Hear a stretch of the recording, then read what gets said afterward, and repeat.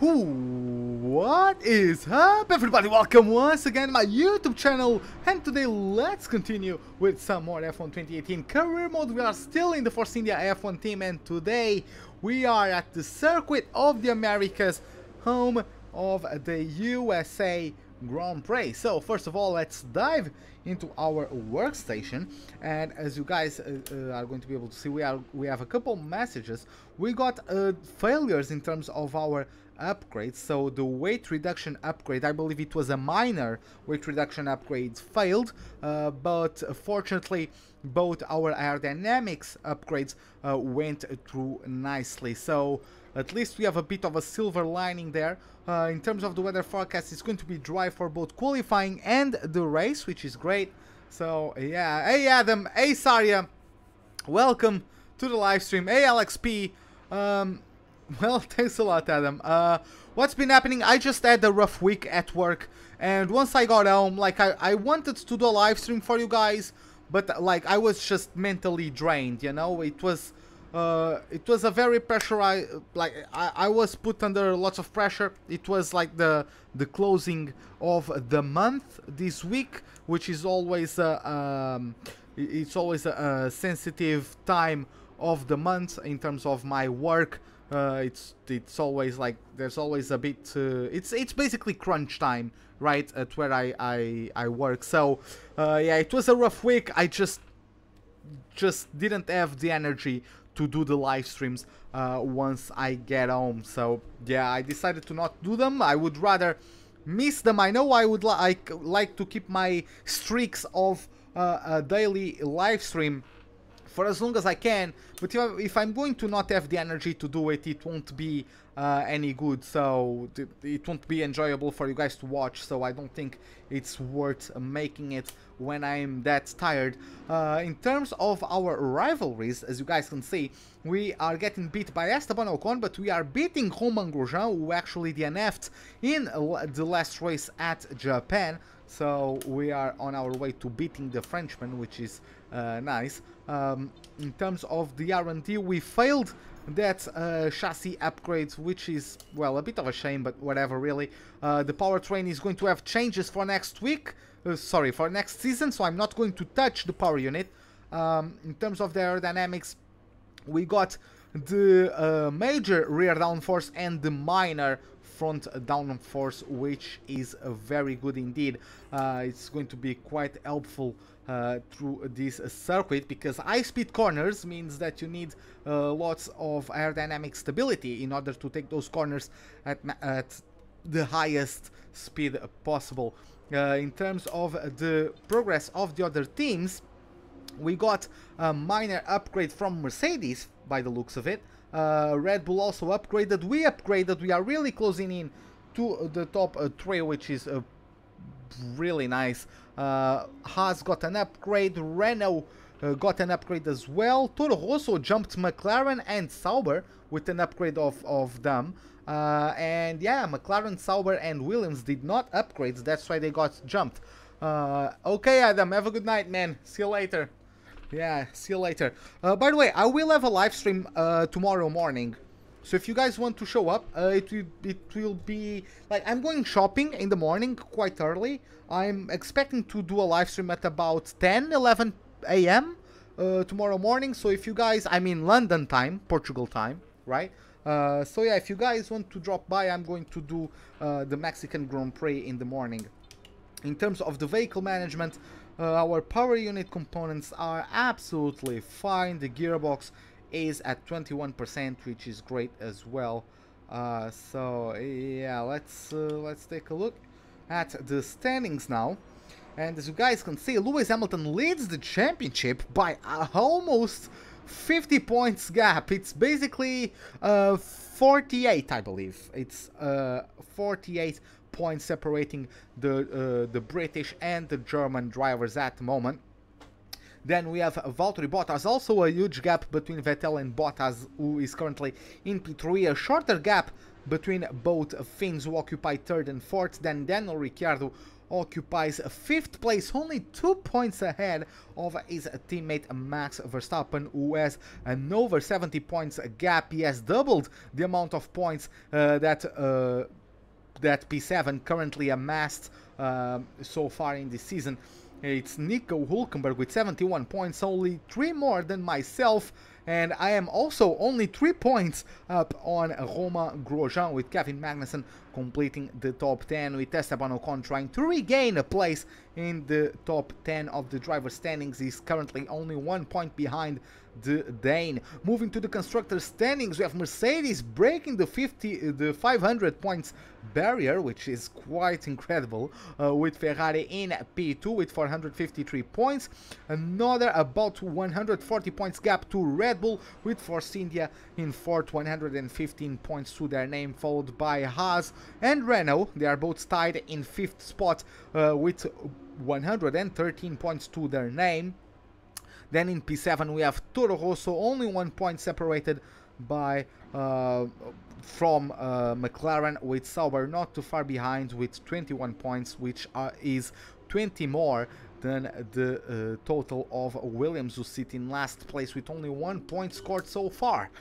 So I think we are ready then. Let's get it going. Let's get to the first practice session for this USA Grand Prix. Crofty, take it away. Let's see how it goes.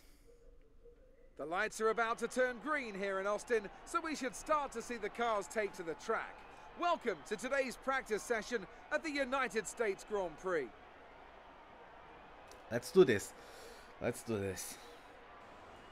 An opportunity here then for the drivers to learn the track and learn the car, and of course work out all the little kinks that show up when the teams put these cars together at the circuit. Anthony Davidson, this is all very familiar to you, of course, so why don't you give us an idea as to what the drivers will be getting up to in these sessions? I'd say the first responsibility for drivers during pre-practice is in gathering data for correlation purposes, which allows the engineers to match real-life data against the simulation. Secondly, the driver then needs to dial themselves into a circuit that they may not have driven around for a full year, which is a fact that's often overlooked. And then you finally focus on the details of car setup and the tyre wear. I really like to have a good relationship with your engineer here, so they can make the right adjustments at the right time to the car that ultimately bring out the performance you're looking for. I really do like Sirotkin's helmet. Okay then, we've fitted some new parts for this session. Hopefully they'll help you squeeze a bit more pace from the car. Okay, so let's take our USA setup. Is that the only one I have? Looks like it is. Let's take a look at it. Let's see how it is. Well, let me go with 80 for now. Okay. And okay, let's see how the car behaves, and then we are going to make changes if we see fit. Hey Daniel, yeah, I know, it's been a rough week. This last week has been quite rough at work, and I just wasn't able to come home and have the energy required to do this. Give me a moment. O teu avô fez assim. 3 Moreirense. A sério? Ok. Coitado, o teu avô não merece isso. Deixa-me lá coisar. Hey Eduardo, what's up, man? How are you doing? Okay, let me just... Okay, I think my wheel is calibrated properly now.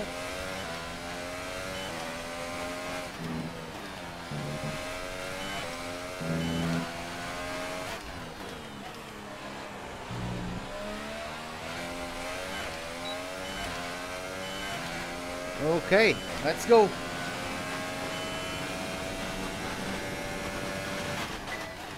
Yep, I screwed this one over. Yep, I screwed it up. Oh, come on. Let's try again. I went on the brakes too late. Hey, Bopa! It's been a while. How are you doing, man? What's up?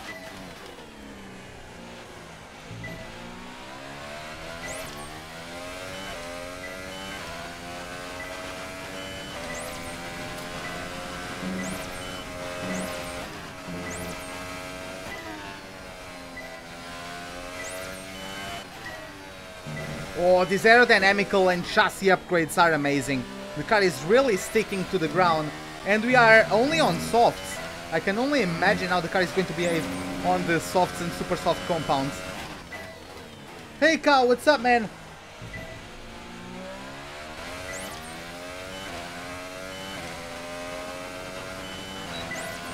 Yeah, I know, Sarja. I get the notifications on the chat. I know how Discord has been going. What do I think of the new patch? I haven't played on the new patch. This is going to be the first race I'm going to be doing on the new patch. I don't even know what it does, for the most part. I don't think I read the patch notes, so...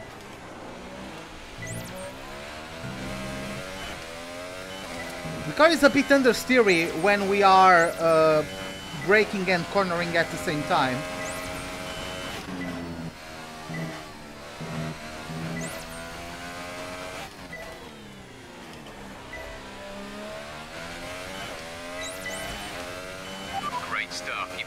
Hey Sky Master, what's up, man? Could you be mod? Not yet. Usually people who get mod are people who are here for a long time and they are consistently active in chat and all that, so if a spot ever opens up and you fit the requirements, then yeah, you can be a mod, but not for now. Not for now. Okay, so just chilling after a late shift at work. Well, that's a good way to spend an afternoon. The new patch has screwed up the multiplayer? God damn it. Oh, that's awesome. That's awful.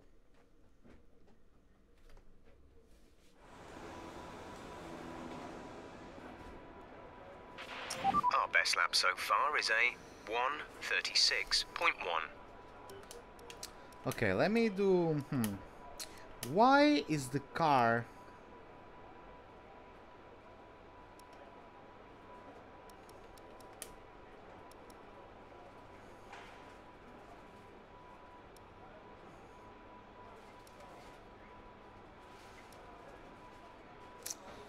Why does the car not really enjoy cornering while slowing down?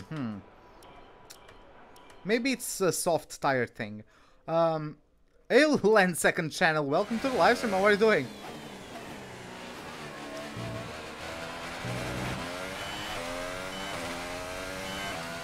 Oh. Oh, okay, Daniel.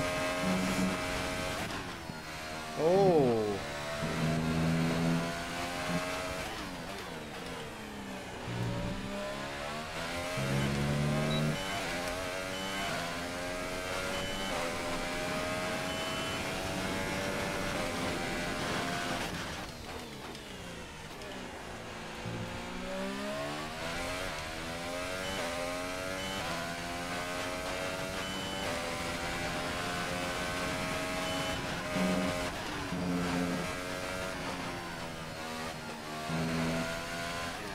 Oh, wow, the rear was really loose there.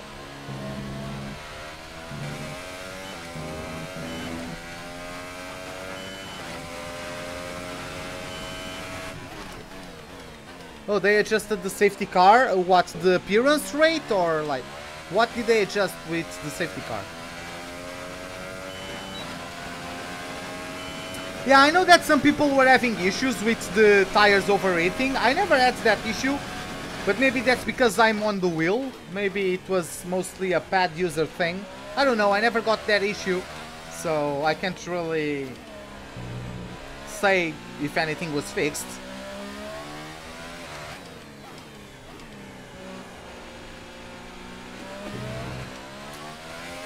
Hey, Nunu, welcome to the live stream, man. How are you doing? Eduardo, Max Verstappen é o piloto que gosto mais. Yeah, the driver I like the most is Max Verstappen, answering to Eduardo's question. But I don't consider myself a fan. O que é que estás a fazer? Para, não mexas!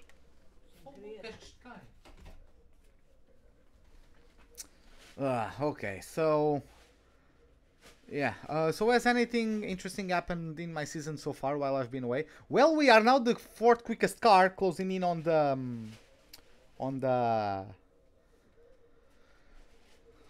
We are catching up to the top 3. Oh, so you can just turn it off. Okay, then. You can just turn the tire thing off. Okay. Okay. Well, I got the top 5 finish in Russia as well, which was nice. Monza was also a good race. And Singapore, I believe Singapore went well. I don't remember where we finished, but it was a good race. Okay, so I've done it, right? Yeah, we got purple. Let's return to the garage.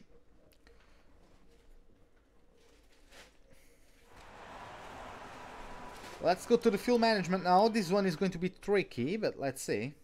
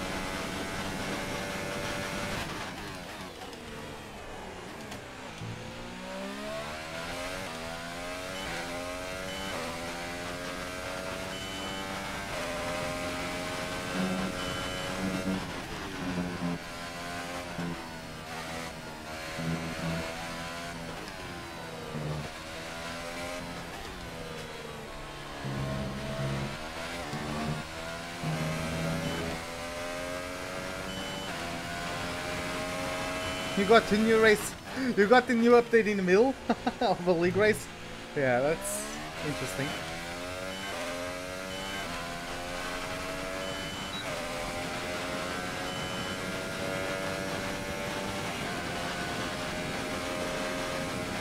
You know what, guys? I might get into league racing for like the next season of league racing. I might get into it. I'm kind of planning on for next season of this career mode, starting to race without the racing line, and hopefully apply to like AOR or something.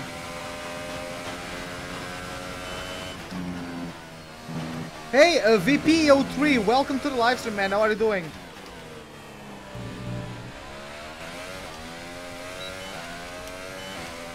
Okay, we got it.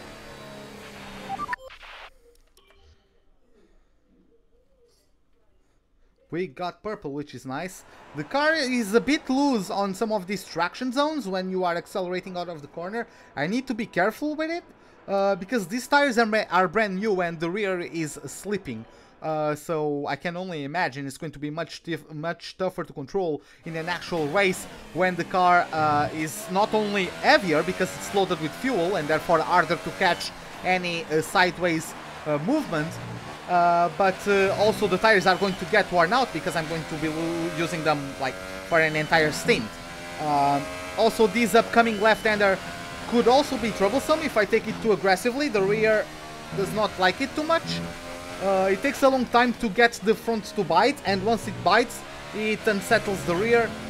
So it's probably something with the differential.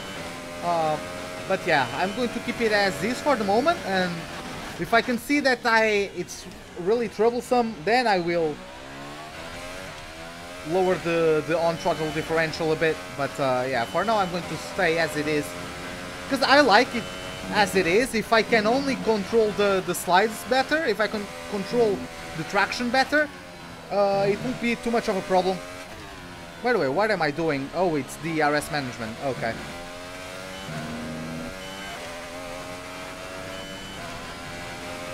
Expect to see some rain about 10 to 15 minutes from now. Oh, looks like we're going to have some rain. There are clouds definitely approaching this circuit. Definitely a lot of clouds on the horizon, but still. Nothing I'm too worried about. Apparently it's only 10 minutes away. And looks like I will have to do another lap, because at the moment I'm not quick enough. Half a second down. God damn it, I suck at this game.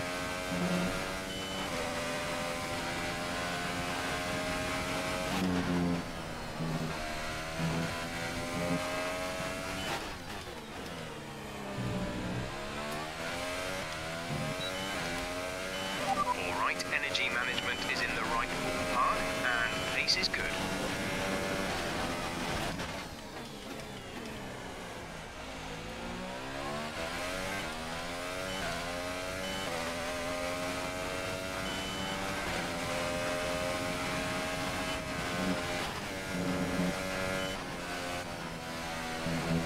Ah, that was... Yep, I turned in too early there.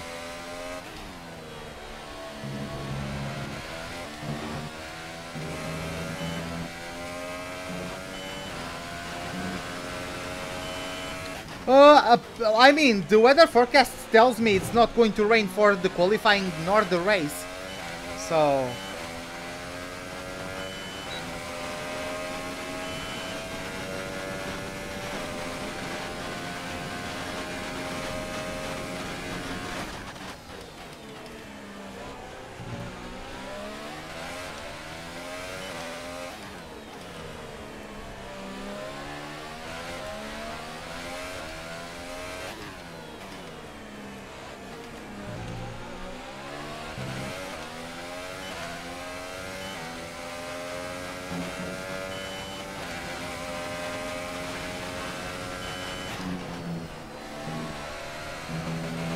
See how long the front end takes to, like, really bite on the tarmac? Let me see if I can show you guys. Like, I just turn in. I turn in right now, and the car only starts to turn in properly right here. Like, the front wheels, like, slide a bit. The car doesn't really get traction, you know? I don't know if you guys can notice it. Maybe from another camera it's more noticeable. Like, I turn in, and you see, like, this moment right here. The car is not cornering. The car is, like, going sort of in a straight line. You can see, you can probably see the front right just spinning. I don't know if that's noticeable. But yeah, it takes a while for the car to really get into the corner, which might be dangerous, because if the car slides to the front and then grips up too violently, it might actually unsettle the rear, if the regaining of traction is too violent. So yeah, let's see. It's kind of like when you lose the car and you counter steer and then you get that whiplash effect. It's kind of like that, what happens if I regain the traction too aggressively there. But yeah, let's see if we can do anything about it. Honestly, I'm not quite sure what to do. Not sure if it is a suspension thing. I think it's probably a camber thing. Because yeah, adding negative camber can improve lateral grip in sustained cornering situations. So maybe that will fix it. Let's go to the race strategy first. I always like to do the qualifying performance last, as you guys probably know already. But yeah, let's do this, see how it goes.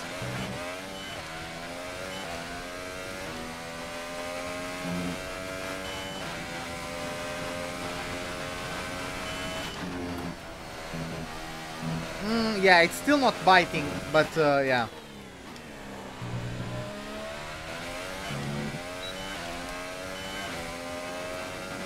No, I believe it's actually the off-throttle differential. The off-throttle differential is set all the way up to 100. So I believe that's it.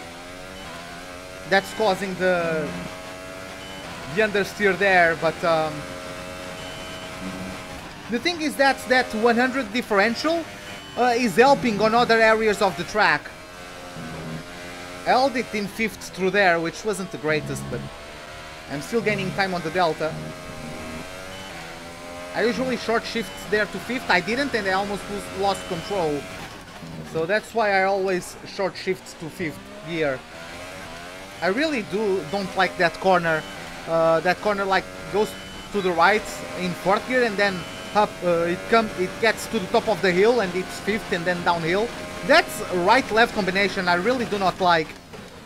I like the other corners, like the Maggots Beckett's sort of combination, but the last two corners of that whole sequence, right after the end of the first sector, I don't particularly enjoy them.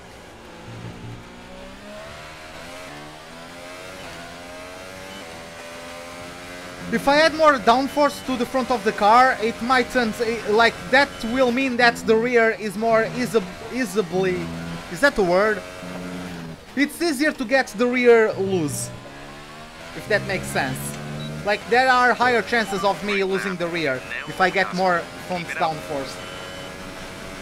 Yeah, I think it's the off throttle. I think it's actually the off throttle differential, but I think I can deal with that. I just need to turn in a bit earlier, and that will fix it. I'm also carrying a bit too much speed into it, because I'm really pushing the limits at that corner.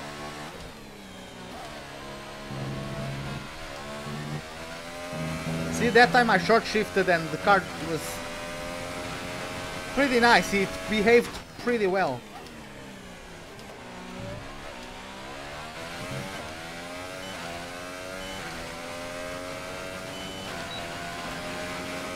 I just need to adapt a bit to like what the car is doing. I don't need to do major adjustments. I'm happy with the overall balance of the car, especially in this upcoming technical section. The car is not too bad at all. I can put traction down. I just have to be careful with it. But even in this left-hander, the car on the exit behaves fine. I carried too much speed through there, but that's my driving mistake, not a car balance thing. Now through here, just, yeah, I'm carrying too much speed.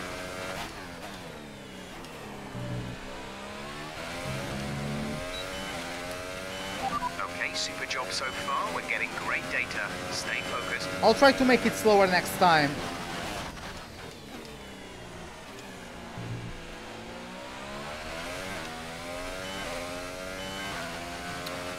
This track has any good corners for slingshot moves?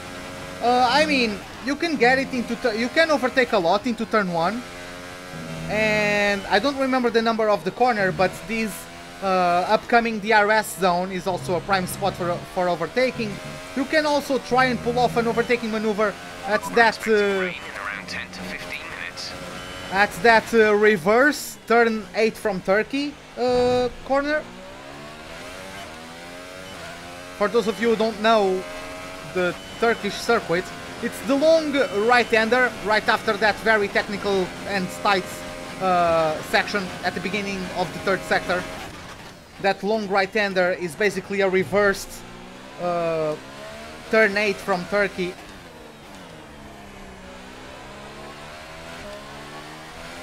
I'm slower this time. I'm getting kicked by the Delta. So let's do things properly. Yeah, in Turkey this corner goes left, in here it goes right. So that's why it's a reverse turn 8. Yeah, see? Let me... You can, if you get a better exit here, you can actually like try and overtake somebody in that right-hander. But yeah, it's not the best overtaking spot, even though it is possible.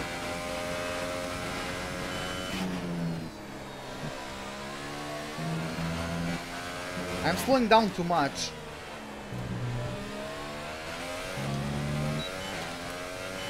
Great lap. You've nailed what we asked for. Keep it up.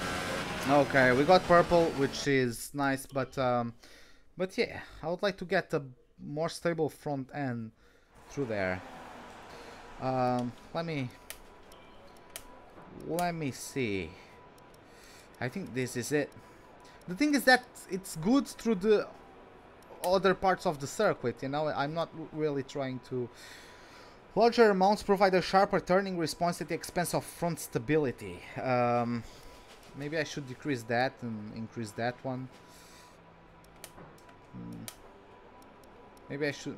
I know it's tempting to focus entirely on the race, but we should put a bit of time aside to run the qualifying sim program. Try to run it before the end of FP3 if you can. Maybe it's just the brake bias. Like, it's so... Like, the brakes are so strong on the rear compared to the front that the car isn't really, like, slowing down. Because the thing is...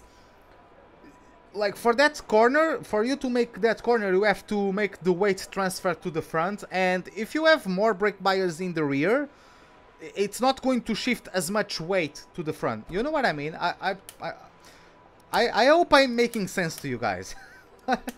I hope I'm making sense to you guys. But yeah, let's... is it raining? It's not raining, is it? Where is the button? There it is. I can't see any drops of rain, so I'm just going out there. Let's do this.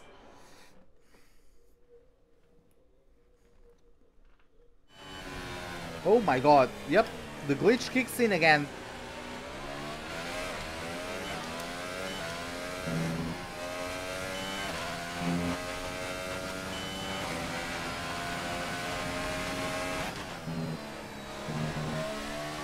Okay, that time was better.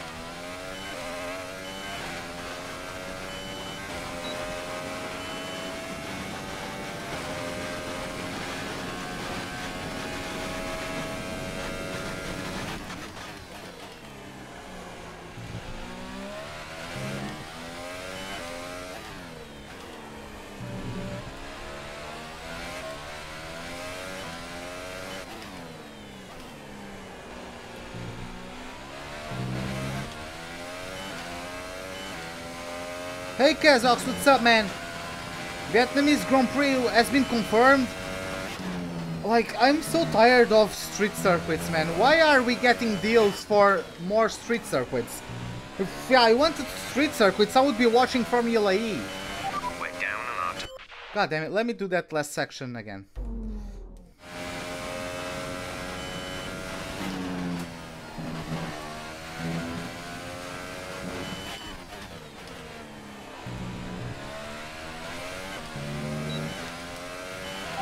Hey, we got green, whatever. I don't care. I'm fine with that. Let's return to the garage. What's my team goal? I don't remember. Oh, you mean the extra goal? I think it was like 15 points in 2 race weekends. So far is a 1 minute 32.0. Which means for me to complete it, I have to get a podium at this race because I got 0 points at Japan. I think we got everything done, so let's go jump to qualifying. An interesting practice session there then. Let's remind ourselves of the top 3, who are Hamilton, the captain, and Sebastian Vettel. Thank you for joining us for free practice today. We'll be back with more Formula 1 action very... Oh, I'm not saying Baku is bad, I'm just saying that I believe we have enough... No, I just think we have enough street circuits, you know? Like... Monaco is not supposed to be like a spectacle for the spectator. It's supposed to be like a driver's challenge, right? That's why, like, Monaco is something else. But, like, I like Singapore. I don't like Baku too much, but I like Singapore. I just don't like the first sector of Baku. Everything else I like about it. I just don't think, like, why are we getting more street circuits? I don't know, man. I honestly... I don't know. I don't see the need for more street circuits, you know? There are so many circuits that have been, like, abandoned and shit. And, like... how can you make your Toro Rosso faster? You just need to do like a street circuit. It's like a circuit in a city, in the middle of a city. For example, the Monaco Grand Prix is in the middle of the Principality of Monaco, in the streets of the. It's not on a permanent circuit. It's a circuit that's mounted like in using the roads, the roads on which everyone drives every day, and those roads make the layout of the circuit. Or the circuit is made using those roads. Like Albert Park is a mix of everyday roads with some parts that are like permanent circuits. Some corners are there like set only for the circuit, are closed to traffic, but some other sections are open to traffic, so some of those roads are open for everyday use. For example, Singapore, those roads are open for everyday use. Where the circuits where the F1 cars drive at are roads that are used every single day. So yeah, that's the street circuit. Baku is the same. The race is held in downtown Baku. So yeah, but yeah, I don't think we need more street circuits. I mean, I just don't think so. I just don't think we need. I'm not saying they are always bad. Maybe Vietnam is a great race, you know, but I just, man, go back to freaking Watkins Glen, for example. That's such a great circuit, you know, like, it's just a shame for me. But yeah, as you guys can see, score 15 drivers championship points, which means I need a podium. Oh yeah, right. That's going to be easy, right? Yeah, let's do qualifying. Let's see how it goes. But yeah, Kazoks, how to help you? For the moment, if you are just starting the career mode, you just have to try to do your best with the machinery you have. Here in the United States, welcome to the Circuit of the Americas. Oh, the start-finish straight. Okay. Commented on the challenge posed by the high-speed direction changes around this circuit, but you still need to be quick in a straight line. Is that a fair layman's appraisal? It's easy to make your car quick in a straight line, you just take all the downforce off. But when it comes I'm just going to jump that to answer Kazoks. Like, if you are in Toro Rosso, try to make, like, don't spend anything on the power unit just yet. If you are on the first season, just, I know your power unit is not the greatest, but you are going to have to prioritize some things over others. If you go for like the chassis and aerodynamics, there are some races where, despite being usually power tracks, you having higher stability in your car, having a lighter car, having a more efficient aerodynamically car, will help you in some of the circuits. Some circuits, for example Monza, you might even be able to run a lower wing lower downforce or lower drag setups, because naturally the car is better. It's season 2. I don't know what you have been focusing on then. I don't know if you got regulation change in season 1. If you did, let me know. But yeah, with Toro Rosso I would focus on the aerodynamics and chassis, because like, even though the power unit isn't the greatest, I would rather have a car that can gain time in the corners other than having a car that can gain time on the straights, you know. And maybe like, if you just focus on the engine, you might not even be able to gain time on the straights, because you focus so much on the engine that the chassis is still crap. Therefore you need to run higher downforce to counteract how crap the chassis is. And because you are running higher downforce, even though you have the best engine, you can't make up for it, you know. So yeah, I think it's always the best to focus on either the chassis or the aerodynamics, if you can get both.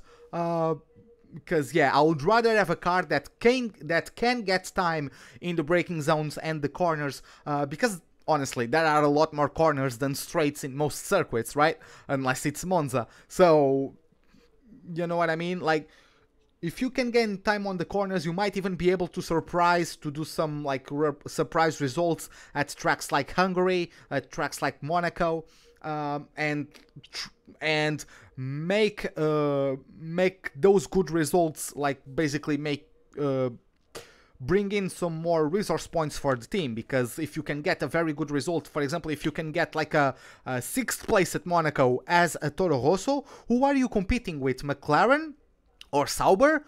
They are not that great. Charles Leclerc can always get close to the top 10, but if you can grab a few points, a few like mid points, paying positions due to those upgrades in the chassis and aerodynamics, you might be able to just get some spots higher than you would usually have at the end of the season, therefore getting more money in the form of points. So yeah, I would recommend going for the chassis and aerodynamics in any team basically, unless you are starting with the top team already. Yeah, or unless you are starting with a Red Bull. If you are starting with the Red Bull, I would recommend just going full on power unit, because that car is very good aerodynamically and the chassis is also great. So I would just recommend go straight on in the power unit. But for every other car, apart from the top 3, I would focus mainly on the aerodynamics and chassis. Because again, I would rather have a car that gains time on the corners than barely gain any time on the straights, because you have to have a higher downforce car, a higher downforce setup, which negates any advantage you might have from the power unit upgrades if you focus on that first. So yeah, I think I explained myself correctly there. Yeah, let's just let's see what can we do. Yeah, let's do that. Let's wait for now. Yeah, I think we have to wait. Fast forward. Let's take a look at the timetable.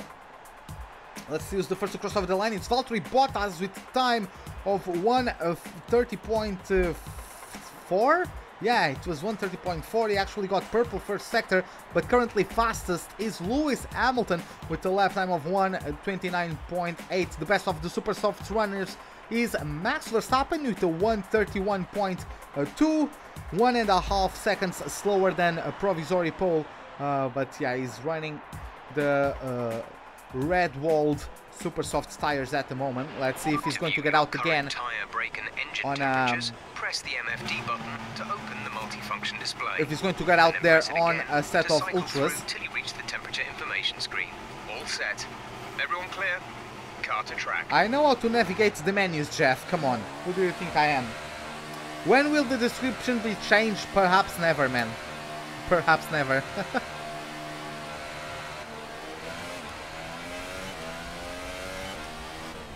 Oh, there's a Renault coming.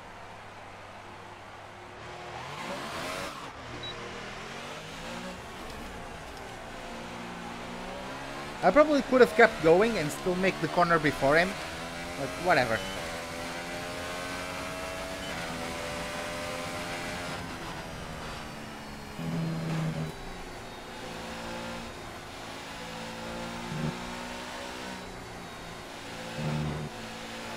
I will probably like for the next 2 weeks I'm on holidays, so I'll probably come up with something to put in there. Hey Shaki Tzumot, what's up man, how are you doing? Welcome to the live stream, man. There goes the bollard.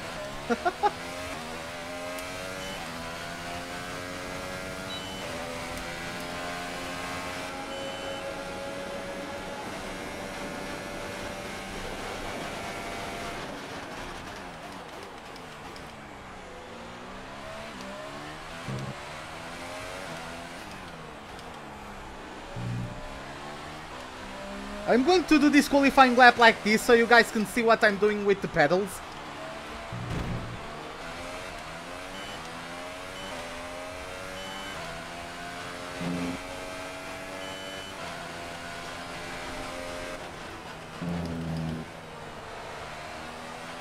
Just 30 seconds left in the session.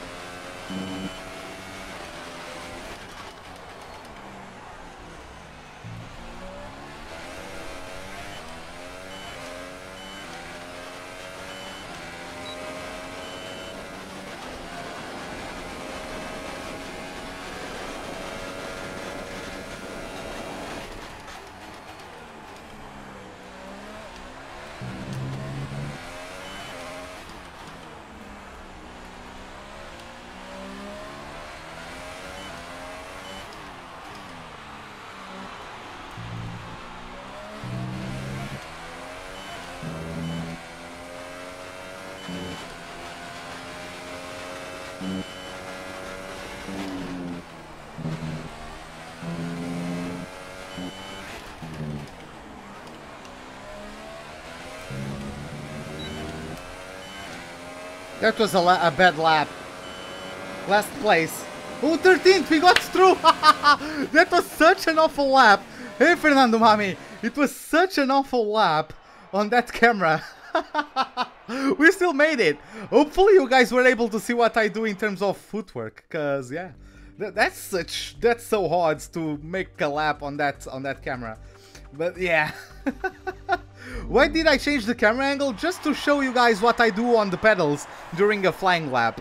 I will change it back. Let me just try and do Q2 on that camera. Just for the hell of it. You know? Let's just fast forward once again. Yeah, that wasn't the greatest lap. Hopefully this one will be better. But yeah, I just want to showcase to you guys what I usually do with the pedals on a flying lap. How I negotiate each type of corner. I don't know, maybe some of you guys might be able to learn with that. Because like, I don't think I'm the quickest guy ever, but I think I'm decent enough. Checks complete. We're ready. They fixed the qualifying time, so unless I really screw up, they should be better. Okay, okay. Yeah, I forgot about that. Did I hear about Kubica? No. What's up with Robert? What's up with him? Is anything wrong?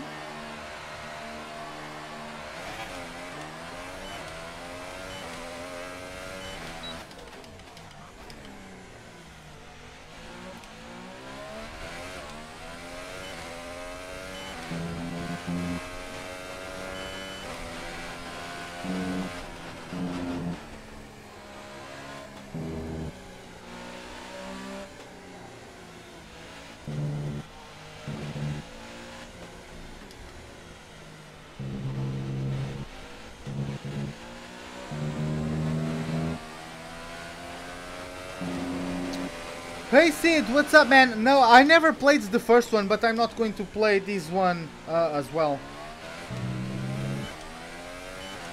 I'm just not into like the Western thing, you know.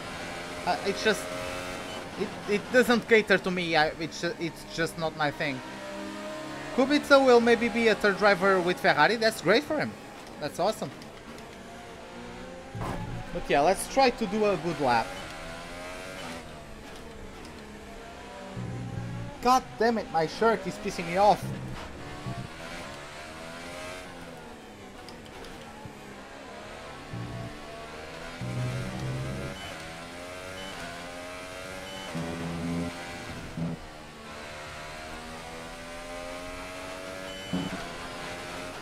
Do I like COD? I like COD.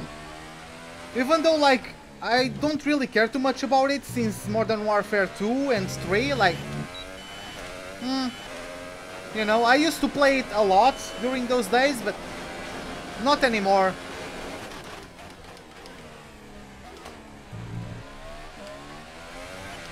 Not really a game for me anymore. Especially because I really enjoyed the campaigns on the previous Call of Duty, but now this one doesn't have it, so I don't really care about Call of Duty. I'm usually a single player guy, I'm not really too big into the multiplayer. The only Call of Duty where I was big in the multiplayer was Modern Warfare 2. I really enjoyed multiplayer there, especially free-for-all. I was actually decent at that game, But yeah, since then I don't really care about multiplayer.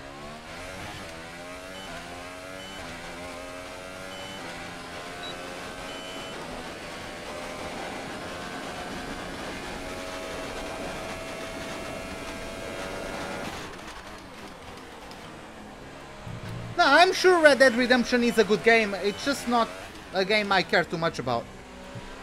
It's just not a game for me.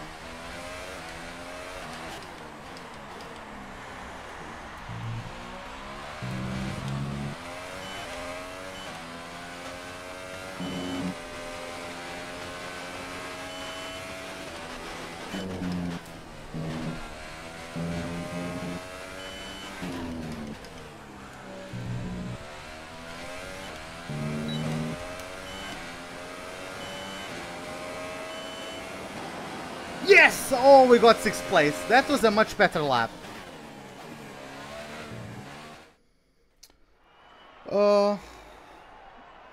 Hey Nico, welcome to the live stream if I haven't greeted you already. Yeah, we actually... Oh, Vettel on softs and Bottas as well. So we have some alternate strategies come into play here as we get Charles Leclerc, Gasly, Sainz and Alonso knocked out in Q2. Alonso got very close to that Q3 appearance, which is great for him. Nico Hülkenberg got through to Q3, leaving behind Carlos Sainz in P12. And yeah, Bottas and Vettel are going to start the race on an alternate strategy. Let's see how that plays out for them. Usually the AIs, when they are starting the race on a harder compound, they lose a bit of traction off the line, and they are usually overtaken. Maybe if we have any of those guys in front of us, maybe we can take the opportunity to overtake them. Let's see how that goes. Hopefully we can get a good enough start to take advantage of that. Yeah.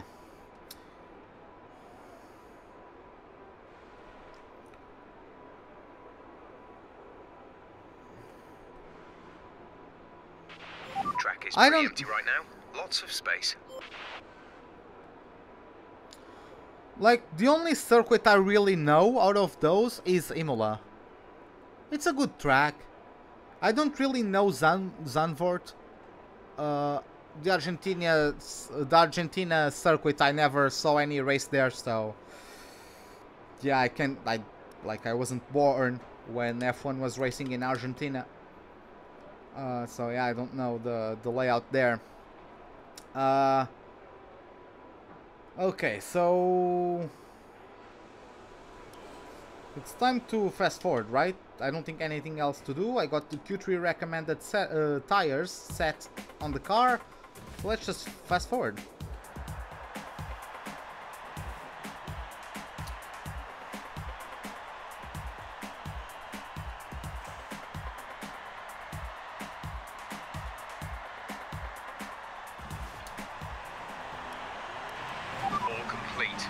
Please stand clear. We're ready to go. Do I think that next year's F1 game will have a story mode? I'm not sure. It could have. It might make things more interesting, but I don't really like... Like, for example, for Rain Y, welcome to the livestream, man. How are you doing? Liam Dodoveci, welcome to the livestream. But yeah, the thing in terms of the stories to the career modes is that if someone makes it, you know, like the NBA 2K games, they make the story with your own character, and that's cool. But for example, FIFA does story mode with like a pre-made character, and that sucks, you know. Hopefully, if F1 is ever going to implement a story in the career mode, don't make it a predetermined character. Let you like get your avatar and make the story with your avatar, not with someone that's already like predetermined by the developer, you know. That's the only thing I ask, if they are ever going to get a story mode in the game.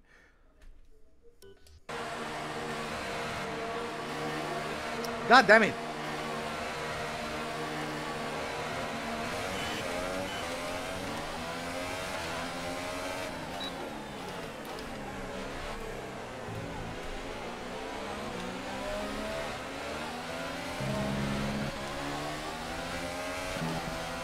Kimi, are you on a flying lap or not? I don't think he is. Is he? I'm not sure.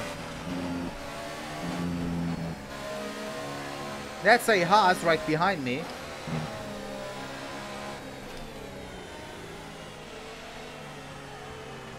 Are you going or not? Like, the hell, man?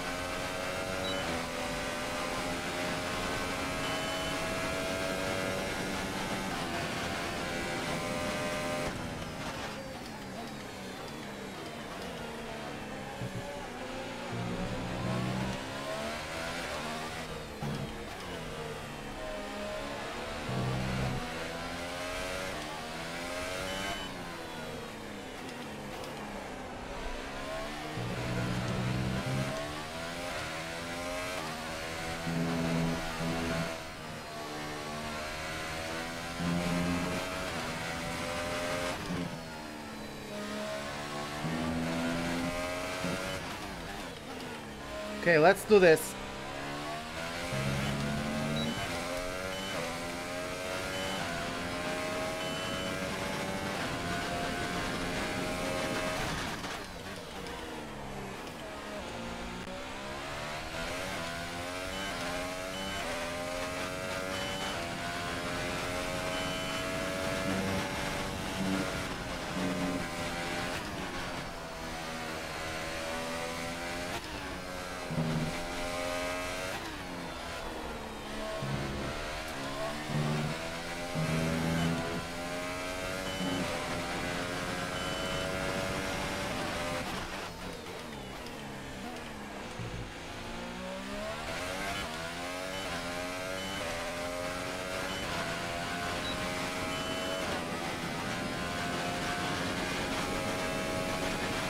Yeah, in this you are not really creating your guy, you are picking like an avatar, but I really like games where you can like recreate yourself, you know?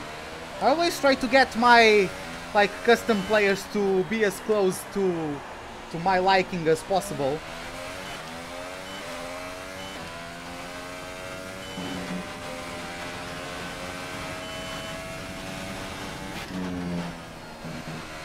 I said my liking, I probably should have used likeness.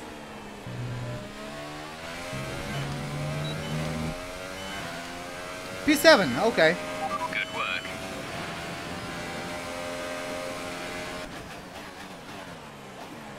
Not too bad. I probably was beaten by Ocon. Set then for the race tomorrow. Yep. But before we Look go, at that. let's quickly remind ourselves of our top three, who are Hamilton, Vettel, and Valtteri Bottas. Goodbye for now then, but we're really just getting started. Make sure to join us again for Lights Out tomorrow. Okay, so we have Hamilton on pole. Vettel is going to be starting on the super soft tires. Bottas as well. Then we have Raikkonen, Verstappen, Ocon. Beat me by so close there. So we got beaten by our teammate, but once again we beat our rival, which is nice. And then we have Nico Hülkenberg and Kevin Magnussen completing the top 10. So okay. What is Ricciardo out in Q1? Because he's not up there, so he must have been, and he wasn't knocked out in Q2, so he must have been knocked out in Q1. I didn't notice that.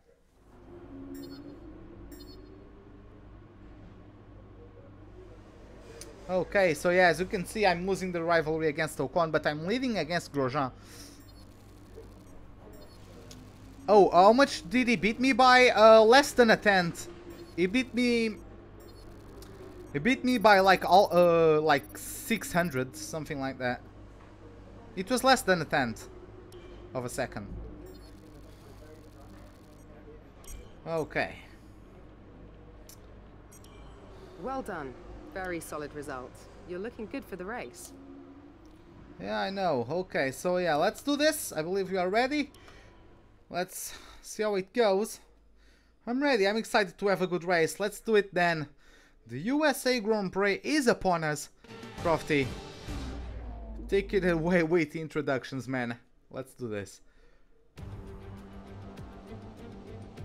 What fantastic enthusiasm we have for Formula One here in the United States of America. And it's an enthusiasm born from generations of memorable Grand Prix racing.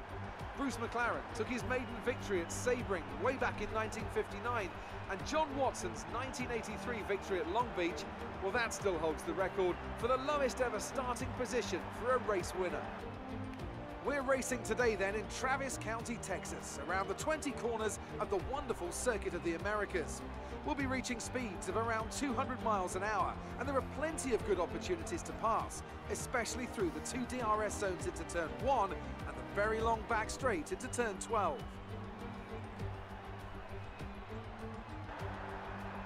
Anthony Davidson joins me again for the race today. Let's talk about Force India. What do you make of their performance so far this season? Well, the atmosphere within that team seems very positive at the moment. Everyone seems like they're in great spirits and having a lot of fun doing what they do, and that's definitely contributed to the performances we've seen.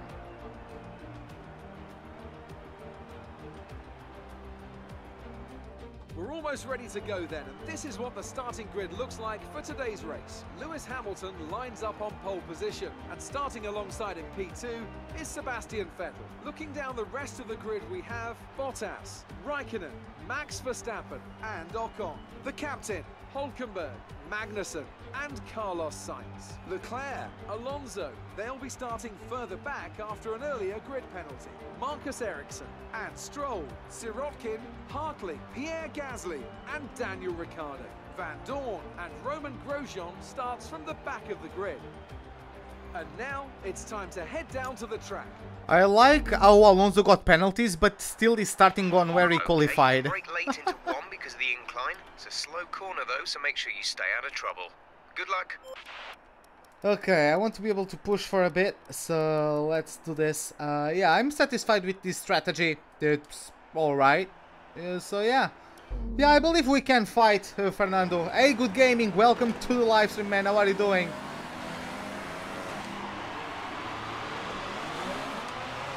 Okay, our system checks are good. We need to stay in formation and start bringing the car up to temperature, please. Get some load into the tyres and work the brakes. We want them nice and warm by the end of the lap.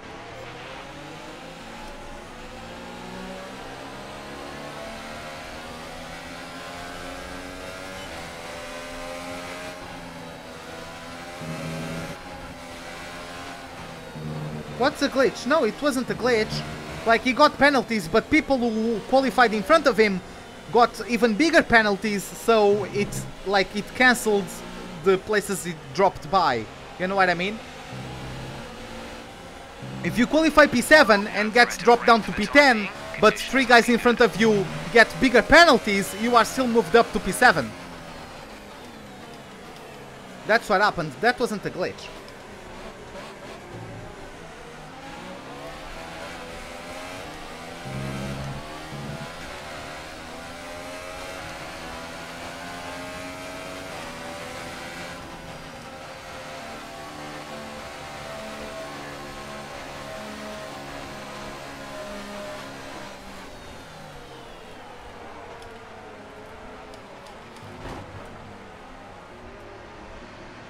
What?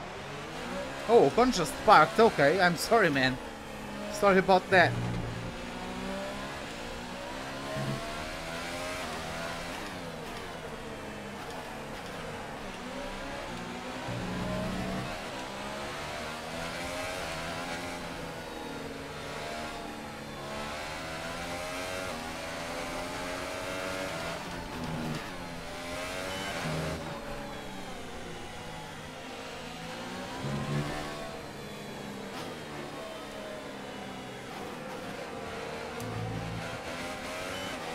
A bit of a gap between myself and Hülkenberg is going to get. We're going to wait a couple extra seconds, which might not be the best. One thing, like in this game, I don't think it affects stuff too much, but in F1 Championship Edition, the longer you had to wait on the grid, actually, the longer you were stationary on the spot, the colder your tires and brakes would get. So you actually need to manage your gap in F1 Championship Edition.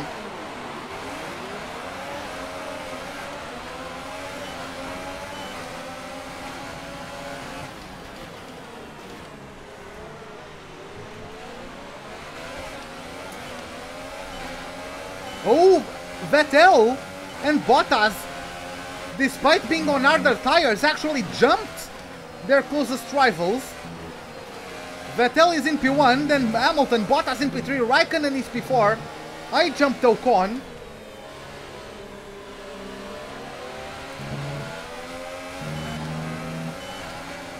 Hey Quack family, what's up man, how are you doing? Hey Seven, what's up?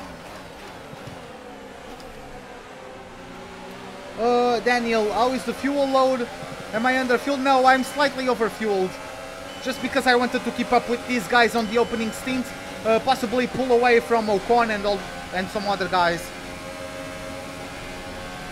I think me and Ocon both overtook Verstappen.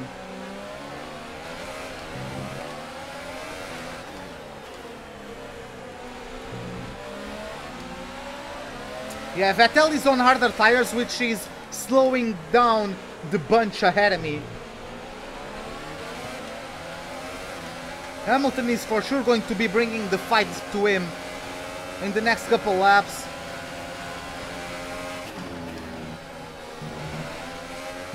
Bottas is starting to lose ground to Hamilton. Unless he's just trying to hold up Raikkonen and myself.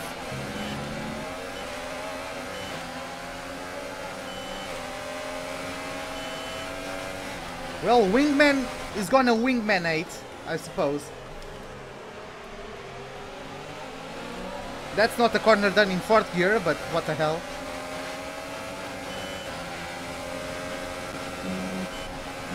Oh my god, that was a bit...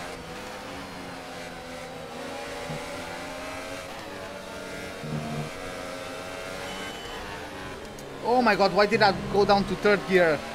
That was stupid. I almost lost the rear because of that.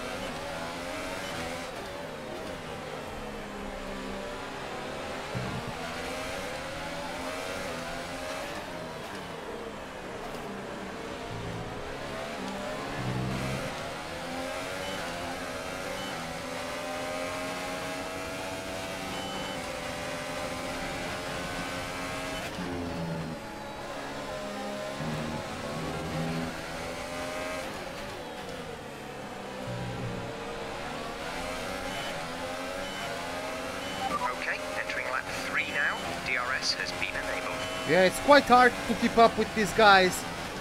Their cars are just awesomely good.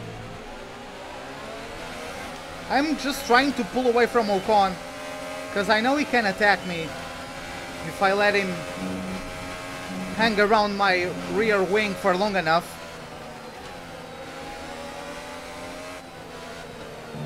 Oh, that was bad.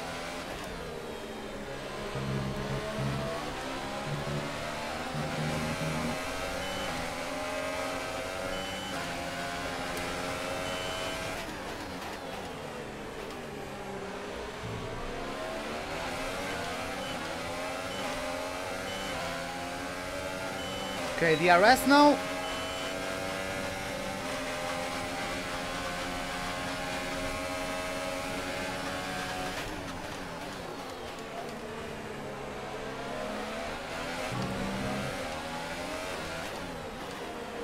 I don't know if Hamilton tried something, but Vettel and Hamilton slowed down Bottas. So we are all bunched up again. So I'm guessing Hamilton at least had a look at the German.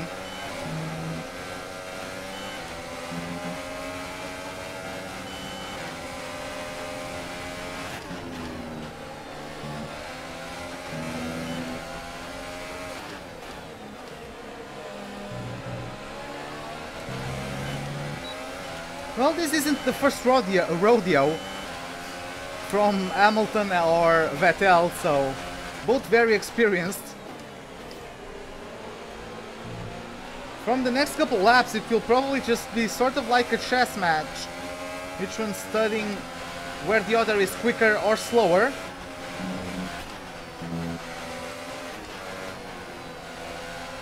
This is the sort of thing that's great for a driver. It might be quite boring for a spectator, but those sort of mind games are sometimes what makes racing fun.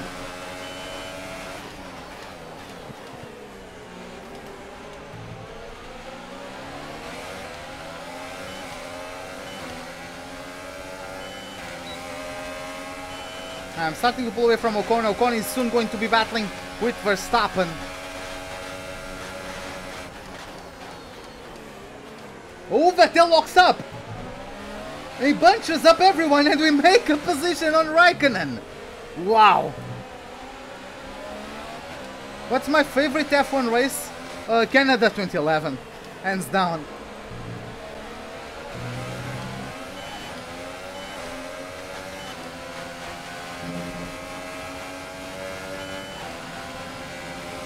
But yeah, what a mistake from the four-time world champion. Basically handing away the lead to Lewis Hamilton, who's now going to start pulling away as quickly as he can, taking advantage of his softer compound on that Mercedes.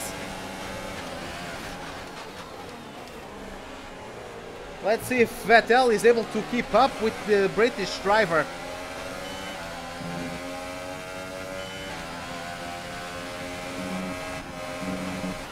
Oh my god! Fuel target is +1. Faster engine modes are available. The car just got skittish. Like, I lost the rear for a moment. I don't know why. Don't know what happened. But the car got really unstable all of a sudden. It's kind of a miracle that Raikkonen wasn't in a position to overtake me because of that.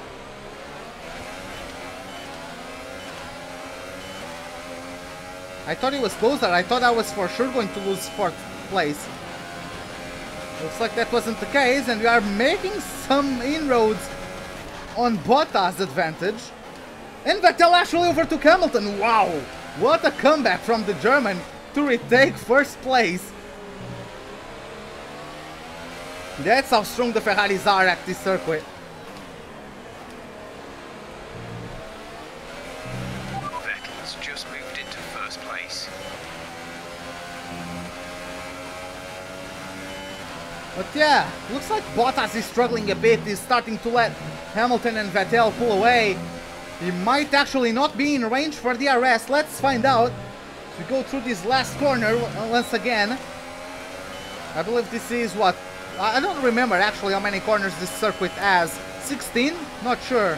It's either 16 or 21.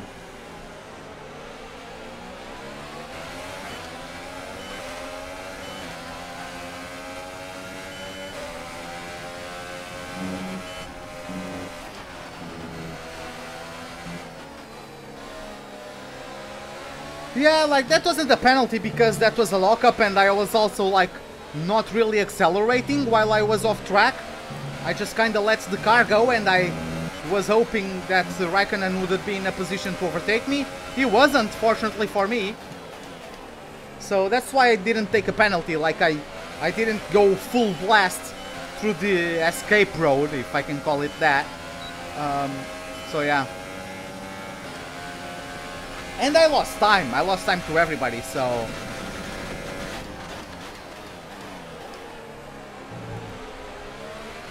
Hamilton has a go at the German, but... is 1.5 seconds. Maybe this is exactly what Vettel was counting on. Maybe Hamilton is already starting to have issues with his tires.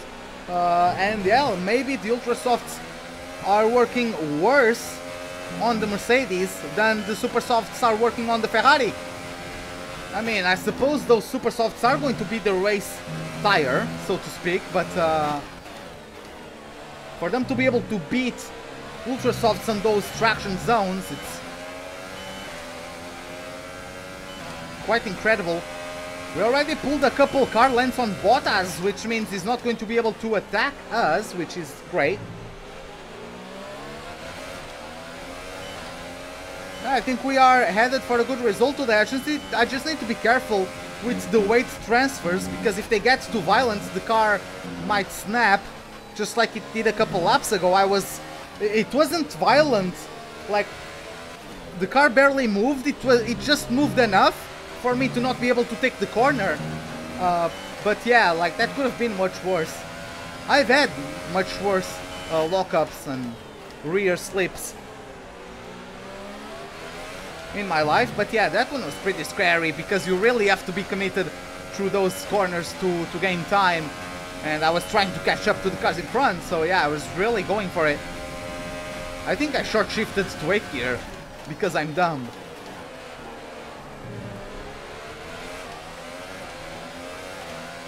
This time I don't think Hamilton had the space to not even present his nose to the inside of Vettel. Because yeah, Hamilton might be starting to lose efficiency on his ultra softs. Yeah, Vettel was quicker through that quick right-hander. Yeah, I think that's it for Hamilton. Hamilton, of course, will undercut the German. He's going to pit stop earlier, but... Okay, gap to leader, 2.1 seconds.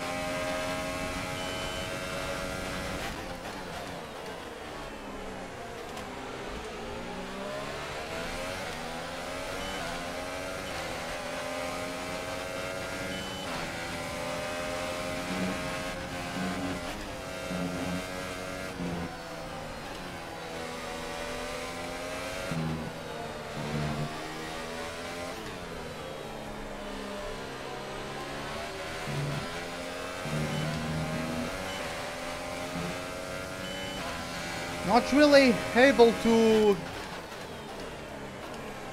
get closer to the duo in front.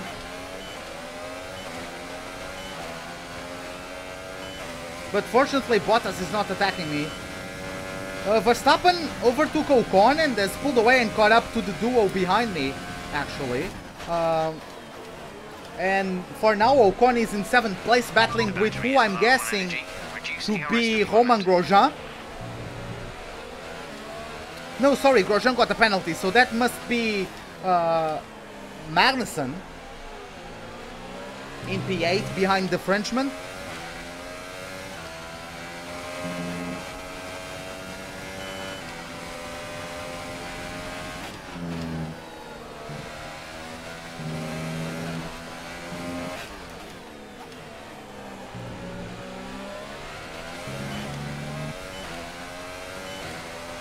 Okay, lap 9, it's a 1.3 second gap to Lewis Hamilton.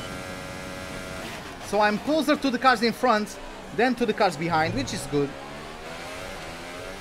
I mean, Bottas overtook not Hamilton.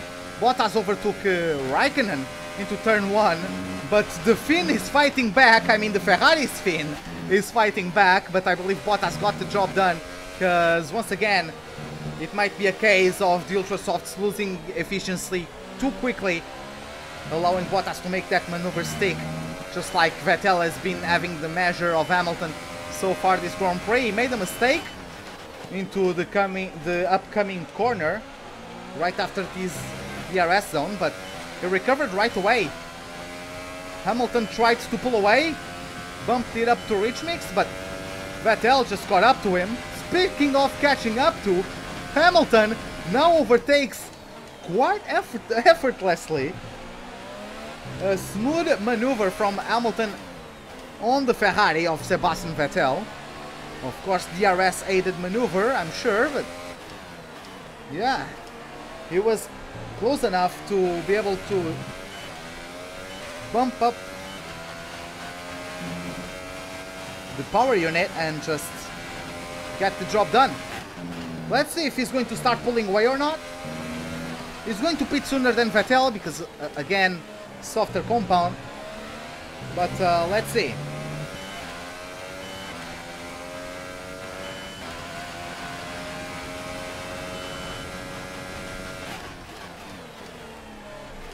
Yeah, Vettel really had no chance to defend from that one. The straight was too long and Hamilton was too close to Vettel for him to even be able to attempt outbraking the British driver into the left-hander, so... Okay, gap ahead is 1.6 seconds.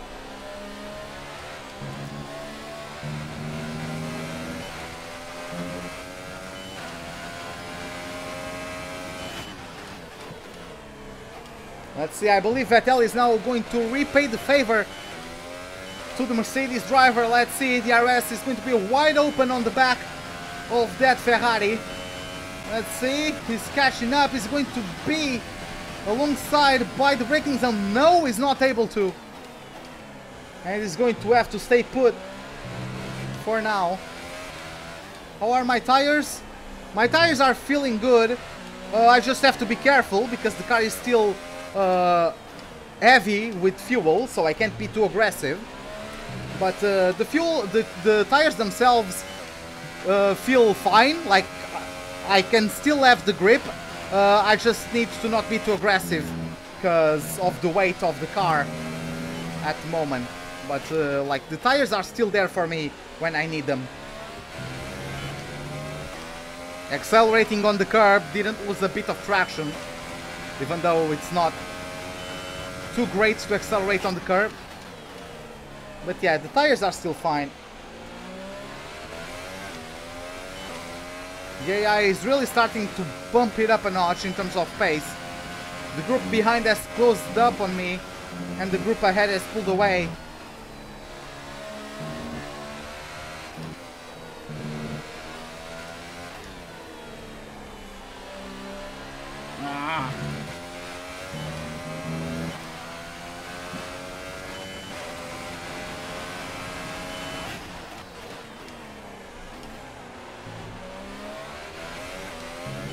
Hey Tom, welcome to the live stream, man. How are you doing? Yeah, the tires are a bit short, but nothing I haven't dealt with before. Vettel lost massive amounts of time to Hamilton through the last lap. Reduce the ERS deployment, please. We need to charge the battery. Hamilton knows he's going to have a chance at undercutting Vettel, so he's probably just giving it all from the tires, trying to burn them out, extract every bit of performance out of them before he has to pit stop, because he knows he will undercut Vettel. And there you have it, Lewis Hamilton is in the pits. He's the first of the race leaders to make a pit stop. He's followed in by Kimi Raikkonen.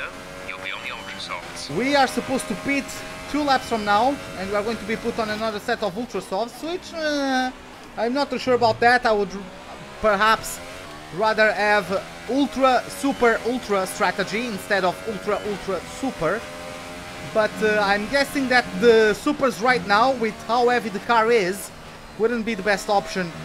But yeah, I would like to have the fastest tire for when the car is the lightest, so I can really push, but that might not be a possibility today.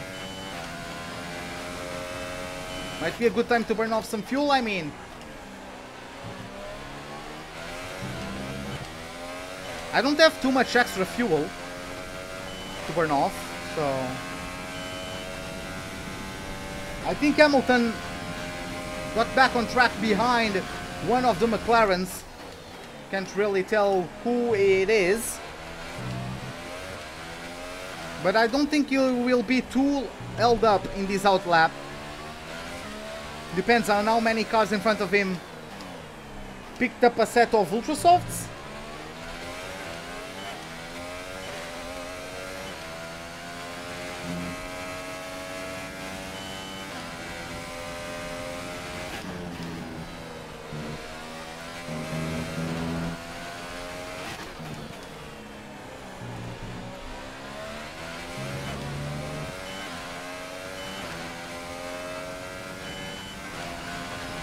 Two seconds to Bottas, 2.3 to Vettel.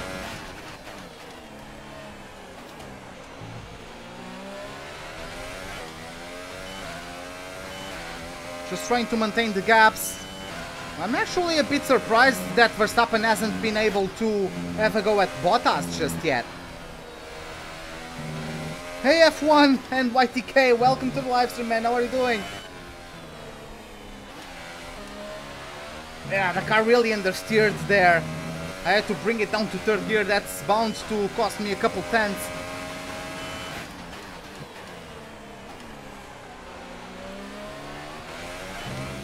I'm going to pit now. Come in at the end of this lap.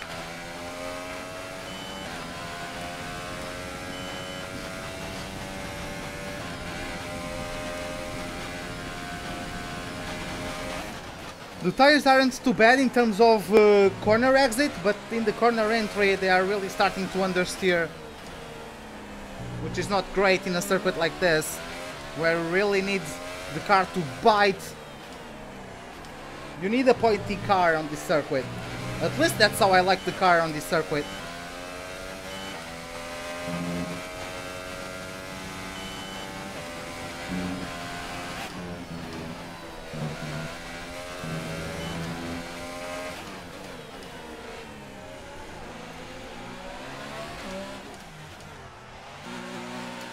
Yeah, Vettel started on super soft Bottas as well. I have Grosjean in the pits, I believe. Sorry, Magnussen. Exit now. Yep, Hamilton just set the fastest lap of the race. And yeah, he's going to jump me by a country mile, which I'm expecting. Raikkonen, I was also expecting to jump me. One stop left. Alonso has not stopped just yet. And we rejoin in front of him. I kinda corner cutted there, but it was just because I didn't know where Alonso was. I couldn't see him on my mirrors. I didn't want him turning in on me and spinning me out or anything like that. So I honestly didn't know where he was.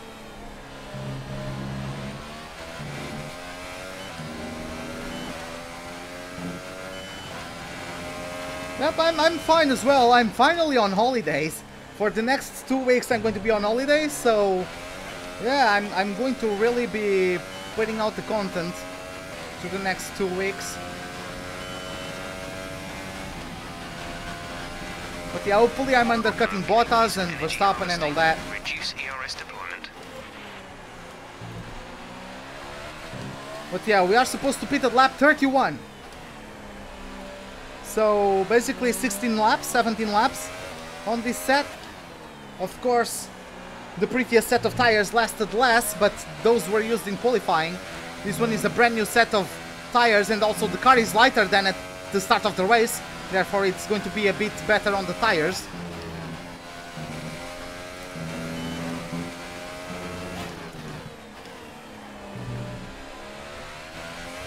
Yeah, I'm not trying to get penalties. It was just there. I was really just avoiding a collision with Alonso. I honestly didn't know where he was. And you know, sometimes the AI just turns in on you, so I would rather not take the risk of broken front wing right out of the pit stop.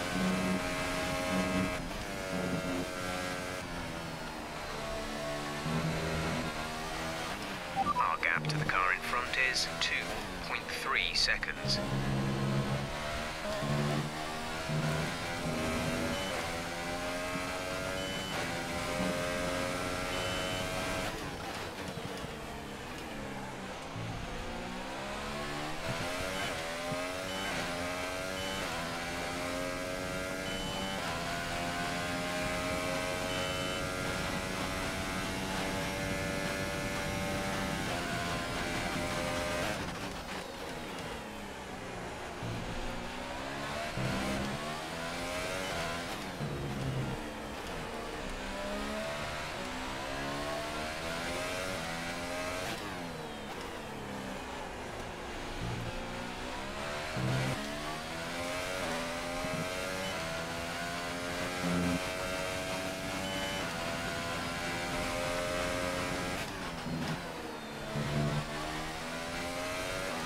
Yeah, I know, I got a warning before the pit lane. I know.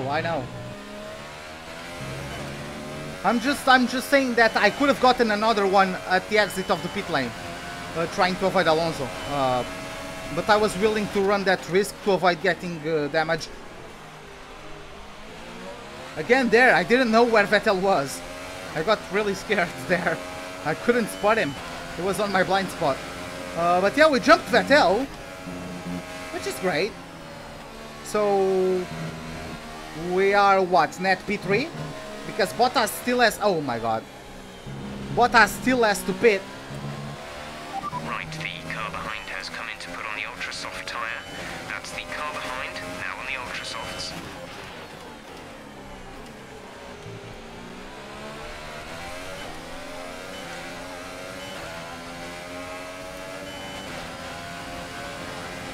Well, brace yourselves. Vettel is coming.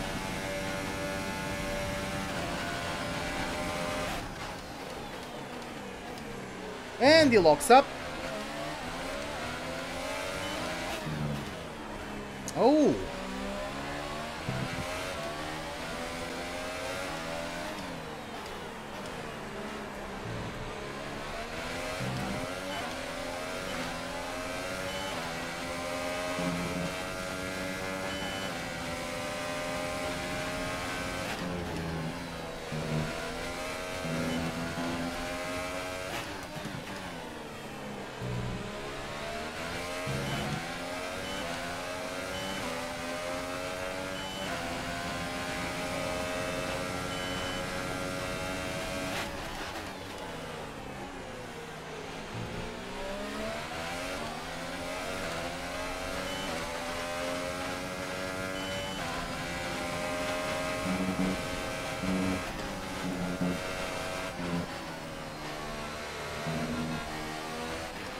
The gap to the car ahead is 3.0 seconds.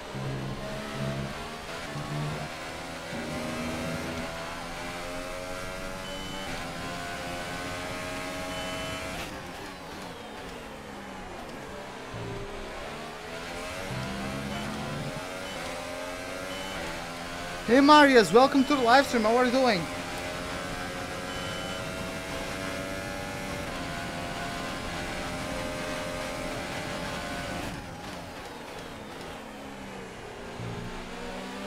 Bottas is up in first place.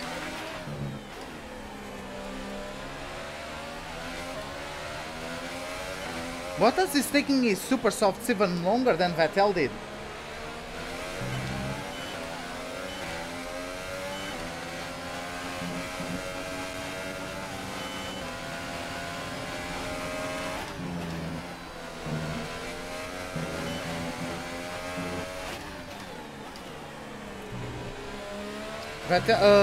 Verstappen is in the pits.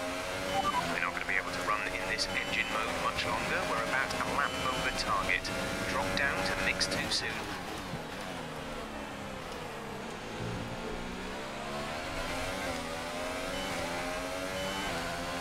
What hour is it where I live? I live in Portugal, so I have the same time zone as London. So if you can find out what time it is in London, it's the same time in Portugal. I don't have my watch with me, so I can't really tell you. But yeah, it's whatever time is in London at the moment, it's the same in Portugal.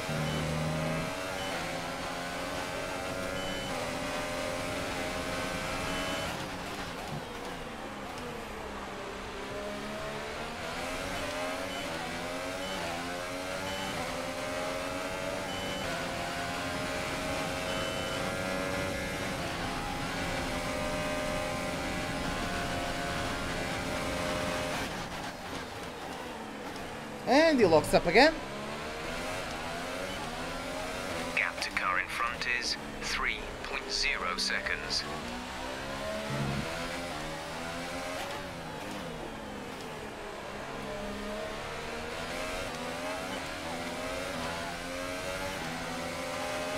Yeah, it's 1 hour less than Spain.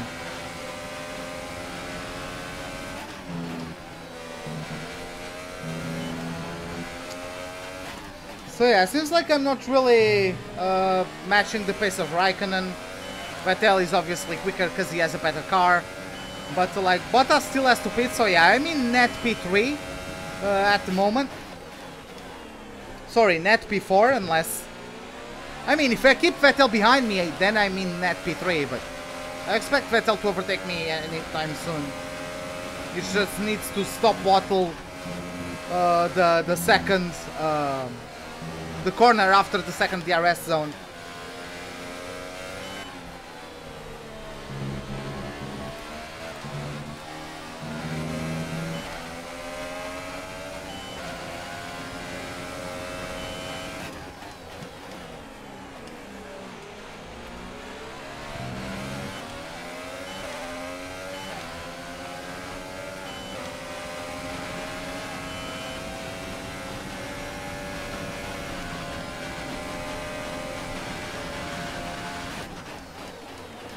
And he locks up again.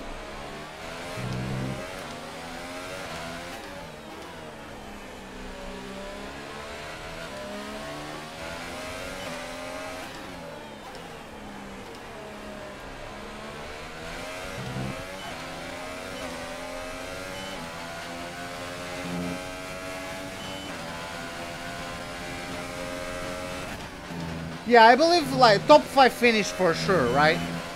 Of course, Verstappen might still have a word to say because he's still in the mix. But I think P5 is for sure in the cards. Sorry, top 5 is for sure in the cards. Especially if any one of the front runners, the NFs at some point. But yeah, Vettel must be fuming right behind me because he's currently almost like this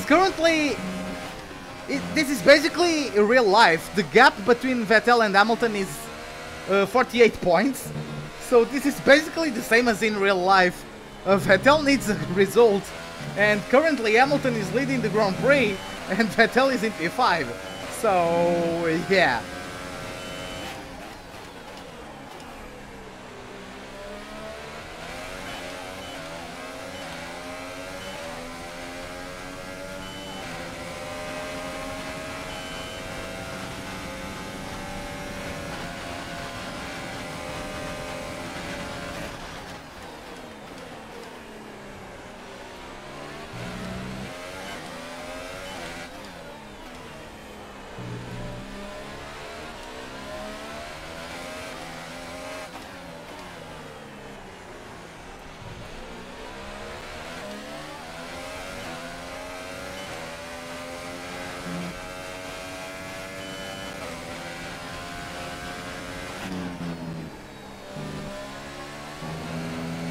Oh, that's Mercedes in pits. That must be Hamilton.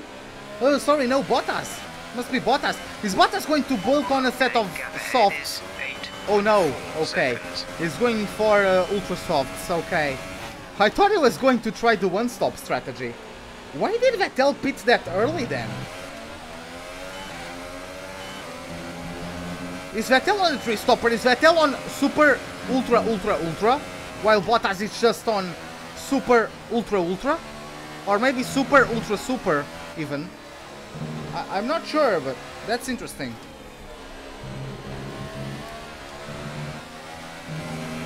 Reduce the ERS deployment, please. We need to charge the battery.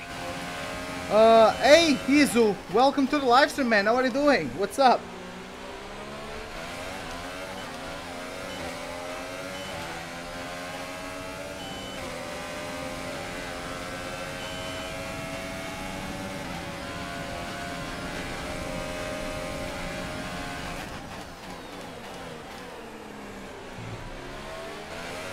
Don't you turn into me, you prick!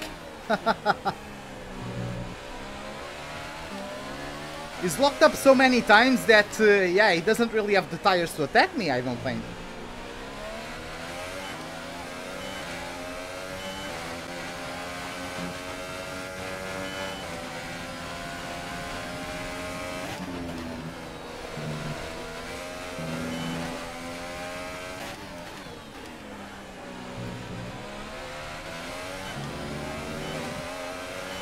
Distance to the leader is 11.1 seconds.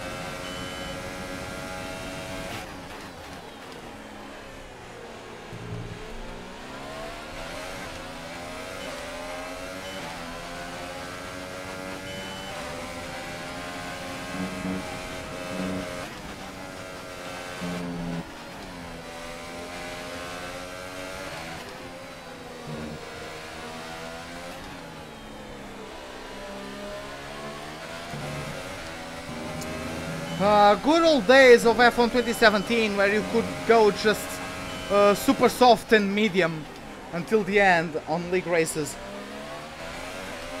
Now you don't have the mediums for this track.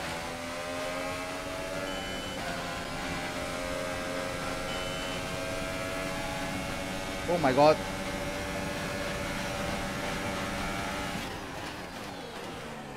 And he locks up again. What happens? Not much. Just we have been pitting and undercutting each other. I'm currently in P3. Let's see how the strategy pans out. I'm losing time to Raikkonen and Hamilton because I'm battling Vettel, but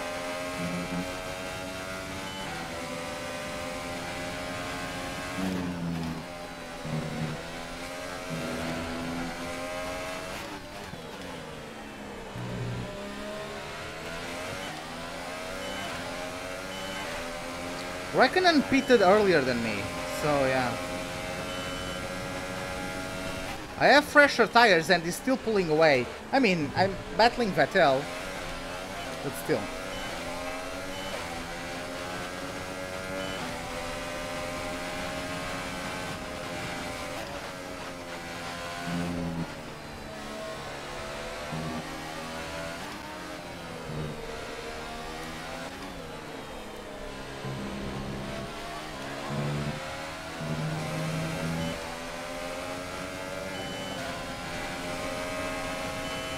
When is the season finale? I don't know. I'm going to be like doing multiple live streams, I believe, or maybe one video and one live stream every single day. That's what I'm going to be aiming for, honestly, during the next 2 weeks, because I will be on holidays.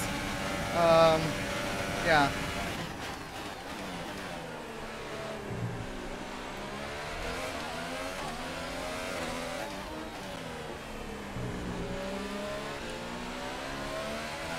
Verstappen and Bottas are catching up,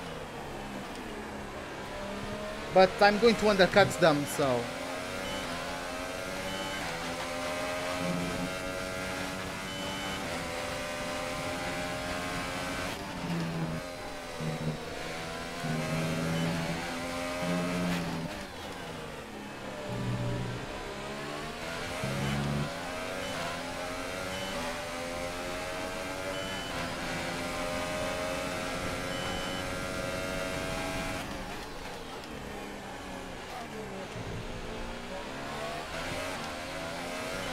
Am I still quitting my job? Yes, I am.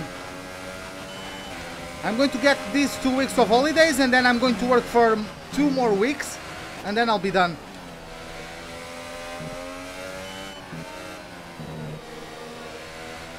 And I've never been happier about quitting a job.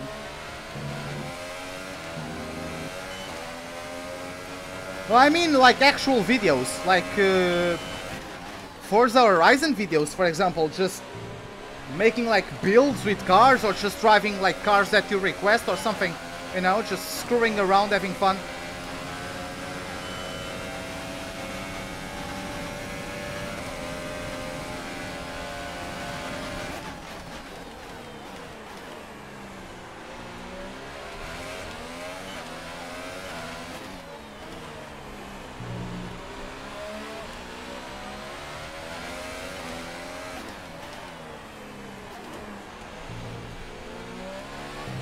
That was clever by Vettel, forcing me onto the marbles. It was either me going into the marbles or potentially giving up the inside line to him.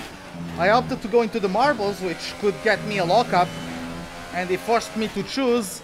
I risked it on the marbles and got the job done, fortunately. Raikkonen and Hamilton are pitting. Hey Kubsonic, welcome to the live stream, man. How are you doing? I've also been recording an F2 series with my good old friend Peppa. So yeah, I shared the video. He has actually already been posting the videos of the series. I'm going to be posting my POVs soon, but yeah, we have a Formula 2 series going on, and if you guys go to the Discord server, you guys can find the link to his video there. Some information on Vettel. They seem to have an issue. Oh, Vettel has an issue. I'm actually leading the Grand Prix now. Okay, great. Vettel has an issue. I would like to know what kind of issue, because it looks like he's still keeping up with me. So I'm not sure what kind of issue you are talking about.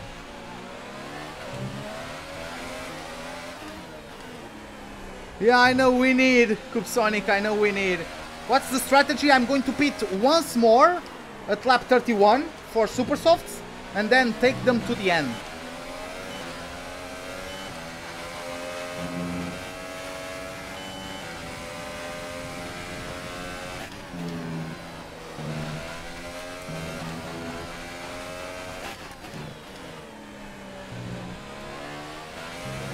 But yeah, Vettel is actually holding up Verstappen.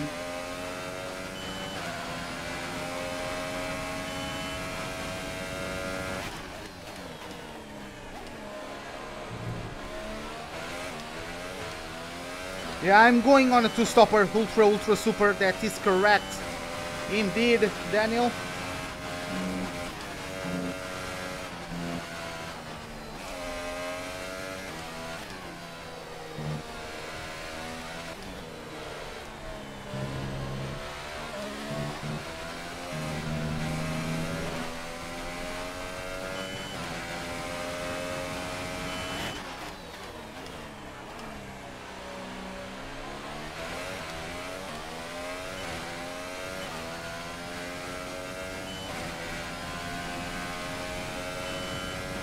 Maybe I could Sonic, but that would reduce the horsepower coming out of the corner, and that's not helpful, I don't think. Oh, Hamilton actually overtook Vettel and Verstappen on the same straight. Wow.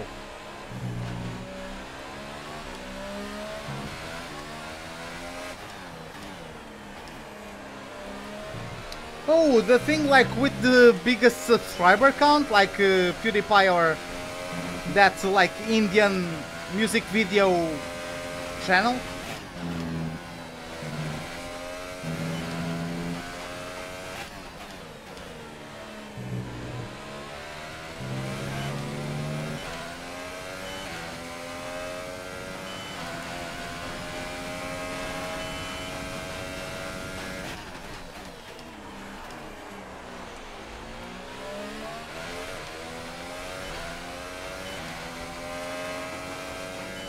Kimi Räikkönen just posted the fastest lap of the race so far, 1:34.7 I believe it was, which is actually only 1 second quicker than my previous best, which it's actually surprising. I'm not losing too much to them. Of course at this point I'm losing maybe 2 seconds per lap because my tires are old, but him on new tires is actually not that much quicker than when I was on new tires. So once I pit I'm going to be competitive. Of course, he has been undercutting me. He probably is right now battling... Oh no, is he behind Bottas? I believe he's behind Bottas. Oh my god, where the hell are you coming from?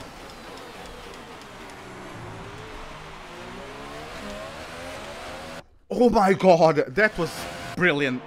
Look at that thing.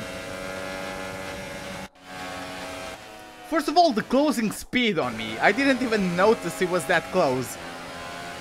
And then I just go switch back on him. Look at that. Whoop. Easy does it. Okay. I didn't know actually, I didn't notice, like when I was driving, I didn't notice Hamilton got that close to me. I thought it was much cleaner, but yeah, we were close to contact there. But yeah, from the cockpit it looked cleaner.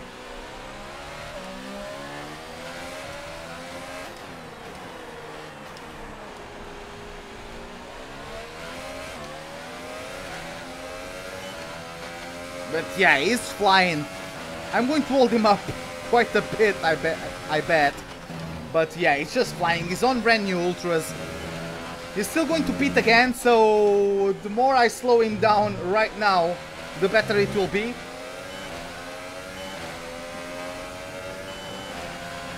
Because he didn't start on the super softs, so he will have to pit at least one more time. Yeah, just the traction he has. Like, I tried to keep with him around the outside, but he was just able to brake much later. Not much I could have done.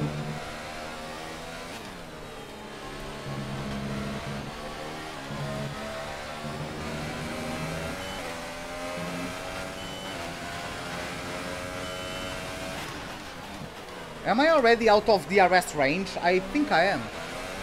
I might be. I know he has been catching me for some time, I just didn't know he was close enough to... Like, the closing speed, it was amazing.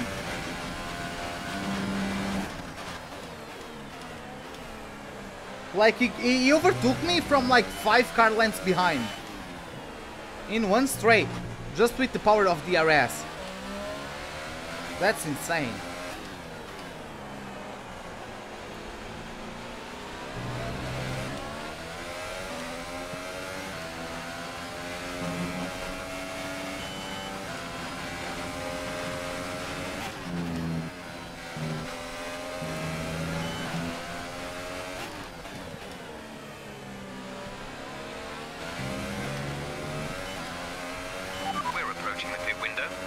on the super softs.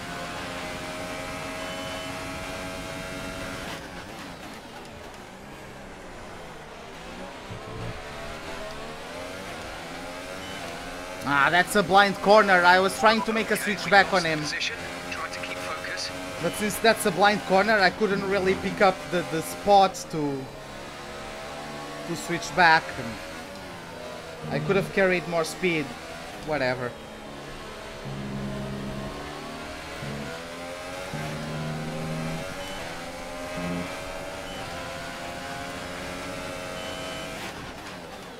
Yeah, he probably did. He probably bumped it all to the maximum to get that move done, but still.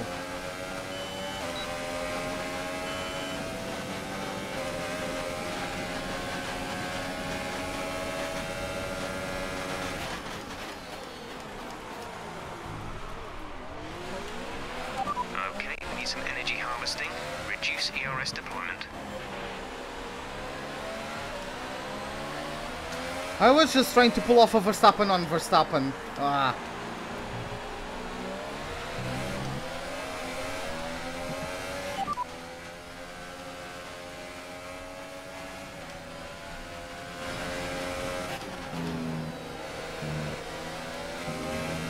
I'm going to hold it for one more lap.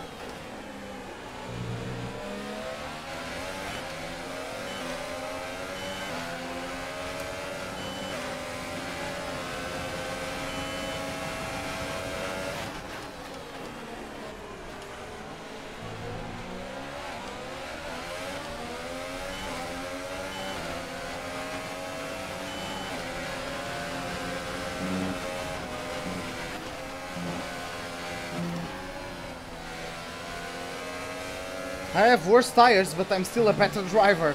Come on, don't underestimate me. I'm very good at putting my power down. I swear to God, man. I actually regard myself as a very good driver on the exit of corners. I might actually suck, but at least from my experience in both career modes and league racing, I've always been great at corner exit in terms of the traction application. Oh, it's 3 wide.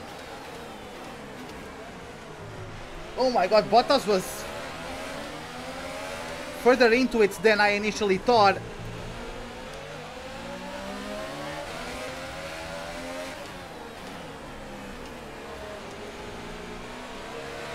Okay, good work. Great pass.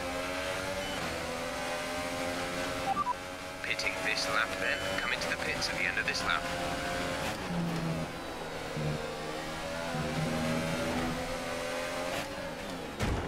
Oh no, no, no, no, no, no! Woo!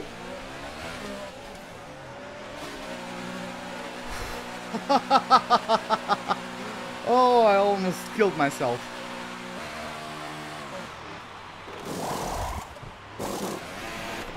Go now. 2.3 second pit stop. Not the worst ever.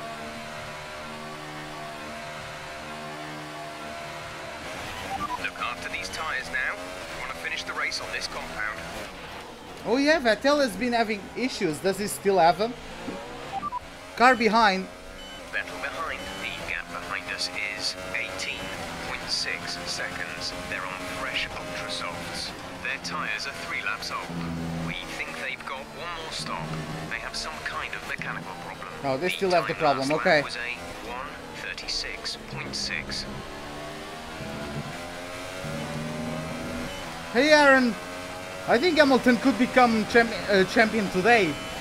If not today, then he's for sure going to become champion tomorrow. So yeah, this is exactly as the real life season went. It's actually funny.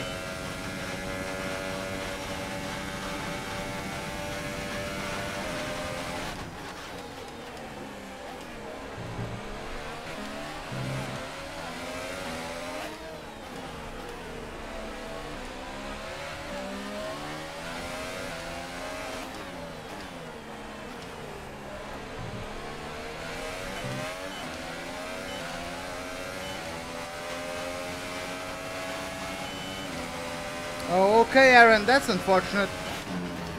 But yeah, man, have a good night then. Hopefully see you tomorrow.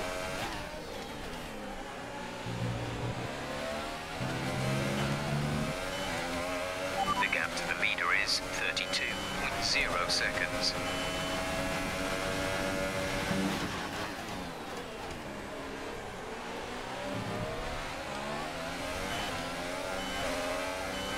What happened to his issues? God damn it, this game.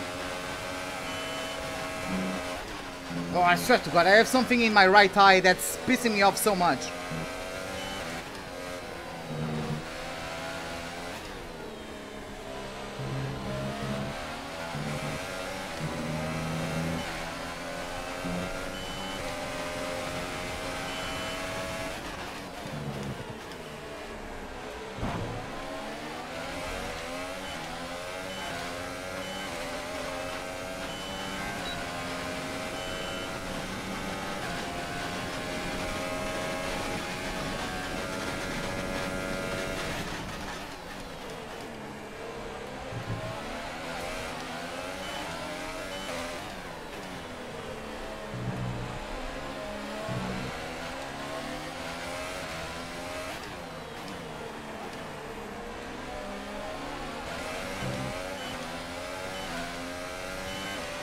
Esteban's in for his stop.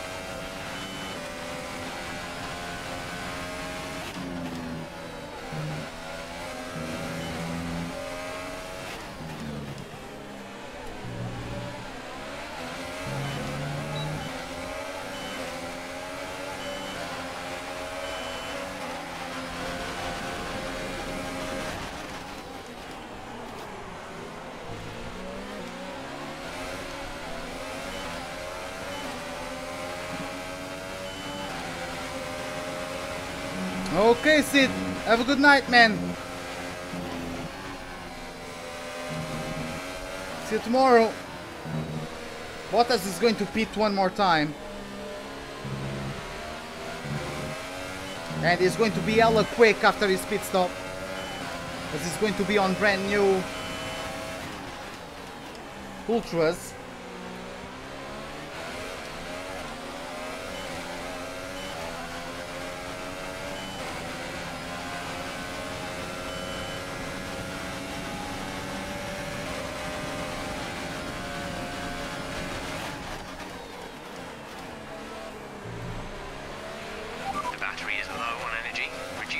Deployment. Our gap to the car in front is 18.8 seconds. Well, welcome back.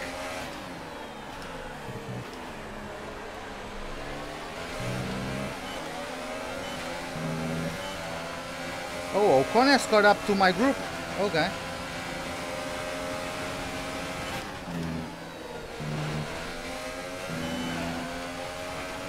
Bottas and Verstappen are in the pits.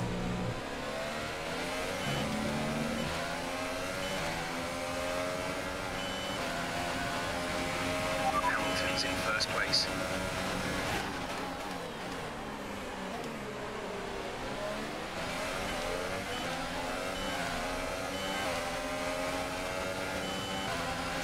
Oh no, it's actually on super. Nice. Even though those are fresher, it's still super softs instead of ultras. So I have a chance. I just have to be better than him. He's still on colder tires.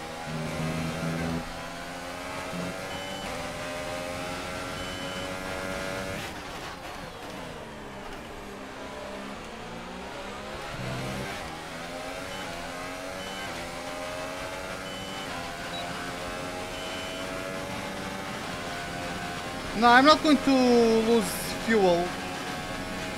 Don't worry. I'm not going to run out of fuel. I'm on a deficit at the moment, but it's quite small, so... Let's turn the engine down, please.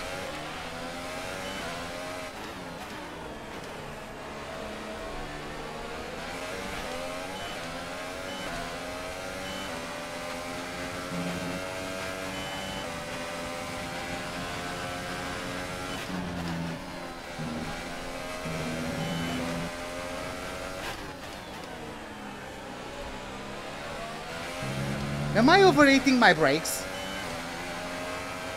I have damage? Oh.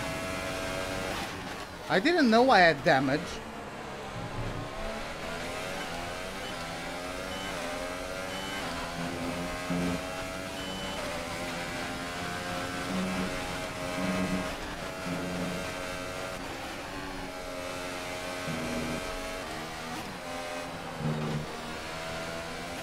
That's because of Verstappen turning into me. Nah, I'm just joking.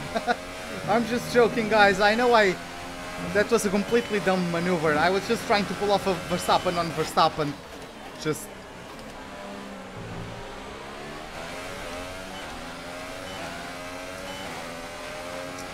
Yep. It just didn't pop up that I got damaged for some reason.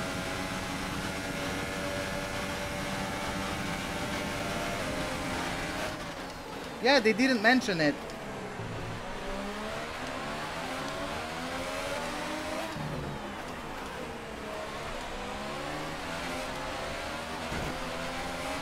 Are you for real?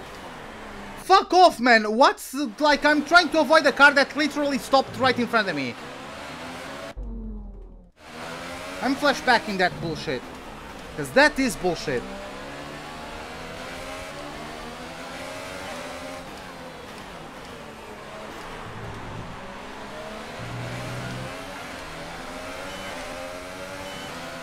Nice move. Good job. Like, the car literally went on the brakes right in front of me. What am I supposed to do? Just smash into him?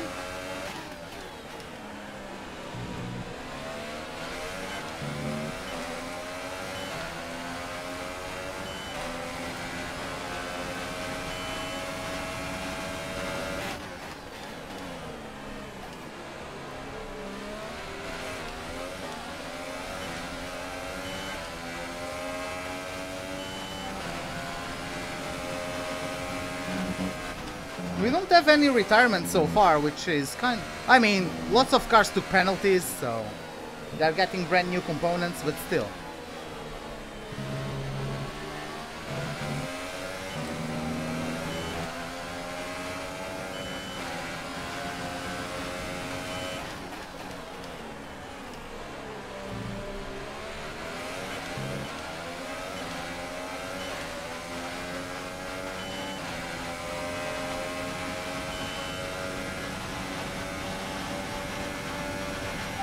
Charge is low. If we turn down the ERS deployment, we can harvest more energy. Wow, Vettel actually was able to make a move.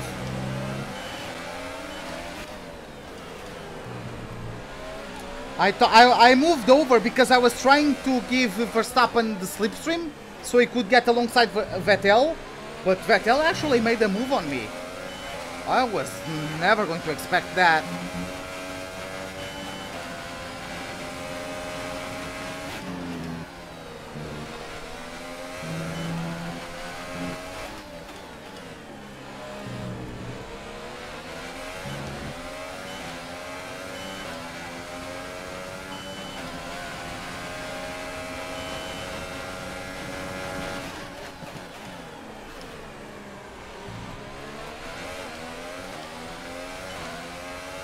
It looks like Vettel and Verstappen were battling there for a bit, which is useful, to say the least.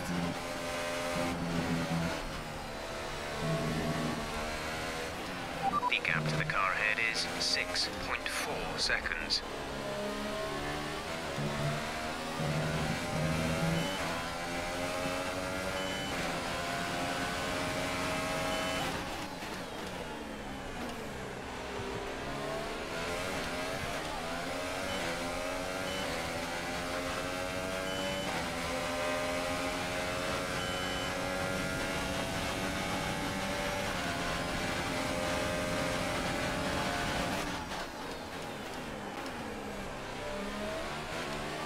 Oh, there is contact between Verstappen and Vettel.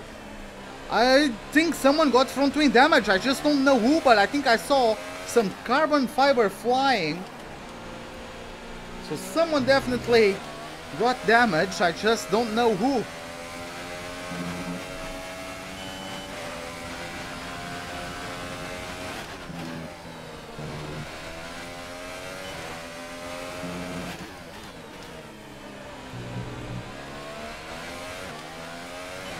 Raikkonen is coming out of the pits. And he's on super softs, even though much fresher than Bottas super softs. So he might just be able to catch up to the Finn and overtake him. Okay, car ahead is now running the super soft tyre. That's the super soft on the car ahead.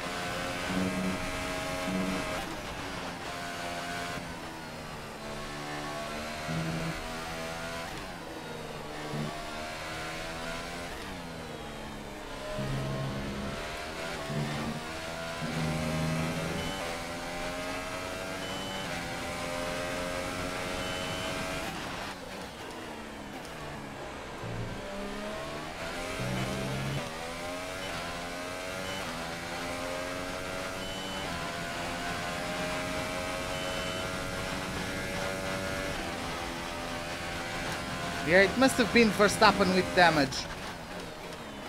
Then I thought it was Vettel initially. But yeah, Ocon overtook Verstappen. It must have been Verstappen getting damage because he's losing time.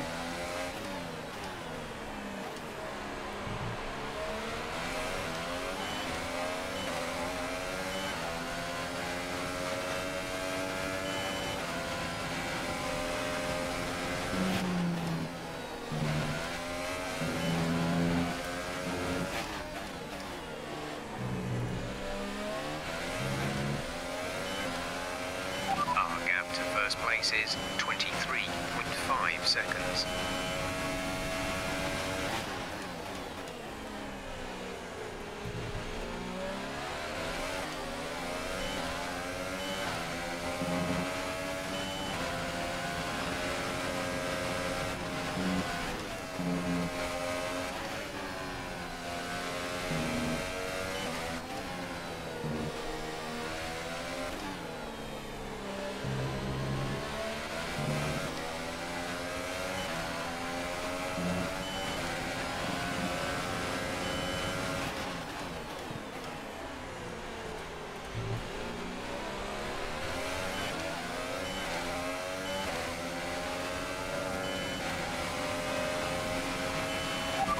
Out in front.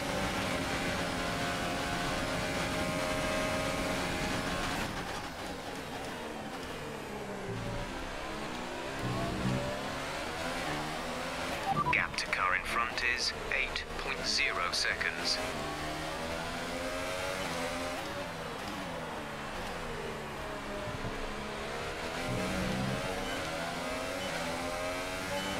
I think Hamilton just pitted because he just set the new fastest lap.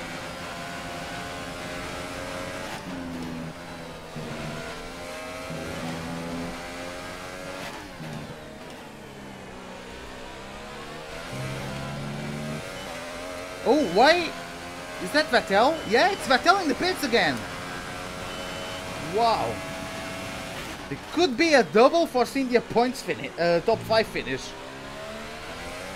Of course, that means I will have to fight Ocon, but could be worse.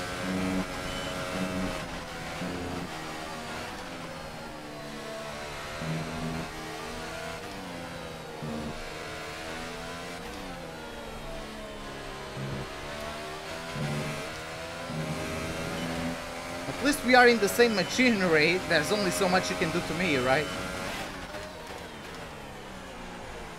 I hope I'm right anyway.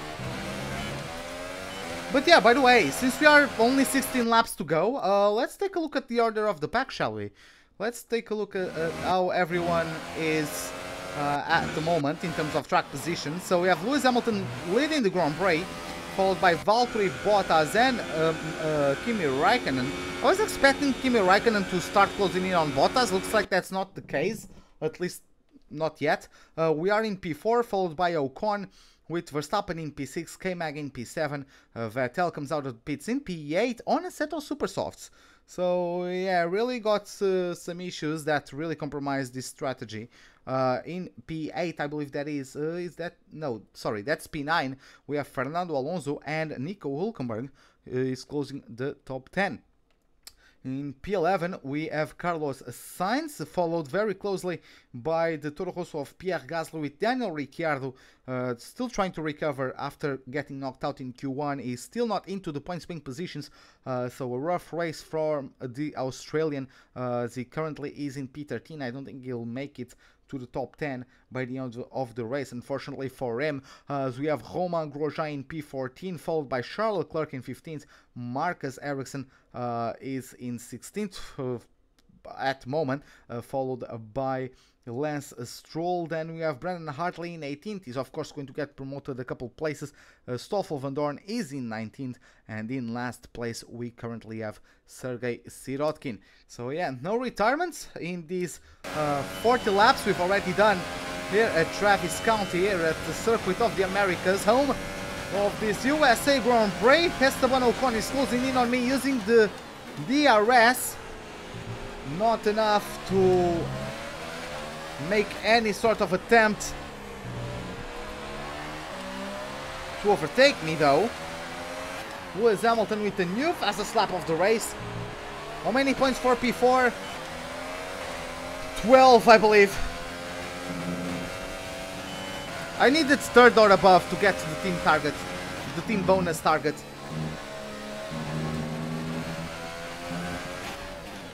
I need a podium finish to get the bonus team target, but yeah. Okay, gap ahead is 10.7 seconds. We already had Vettel with issues. I don't know if anyone else from the top two teams is going to have any issues.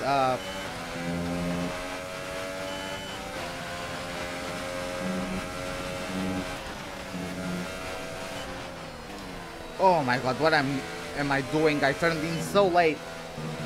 I suck.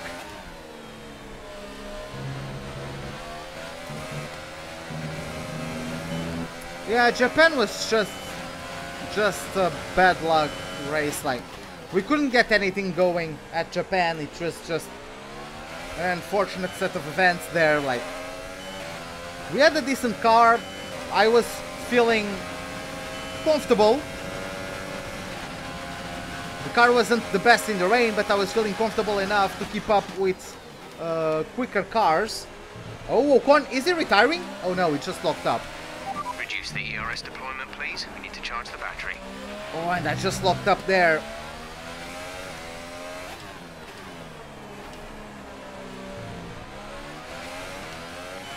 I like how Ocon is just pulling away from me for some reason.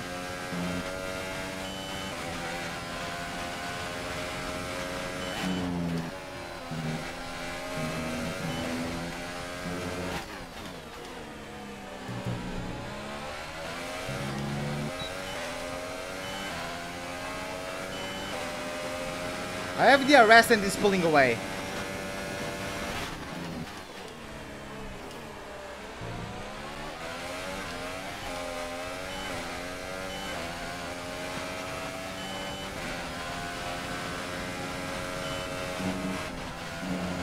Yeah, but even though we got like trolled, if we never had that crash in like lap 9, it would have been a good race.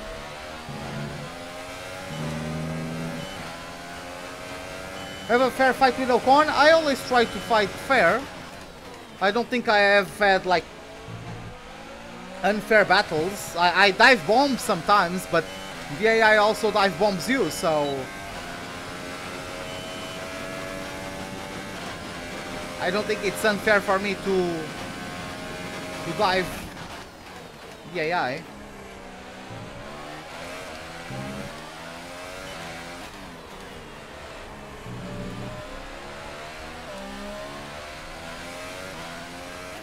But yeah, I'm struggling a bit to keep up with him.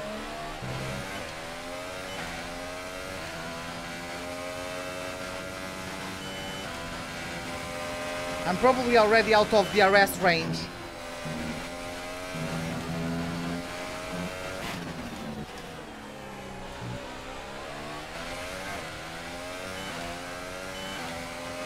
Yep.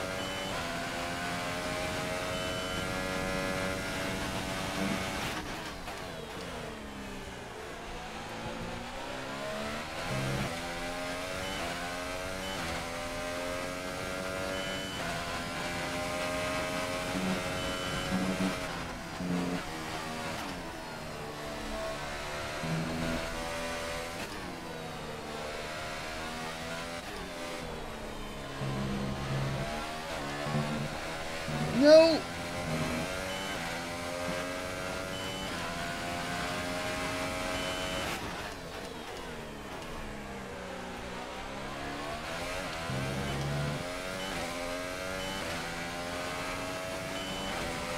Yeah, maybe.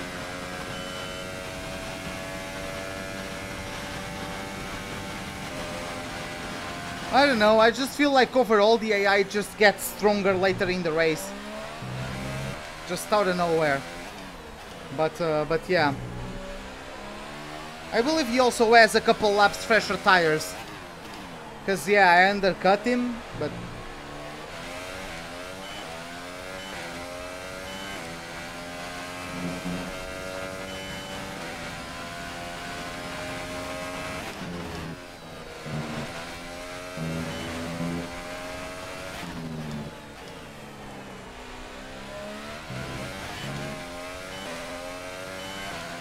Do you imagine a safety car right now? I couldn't get another set of ultras, but still.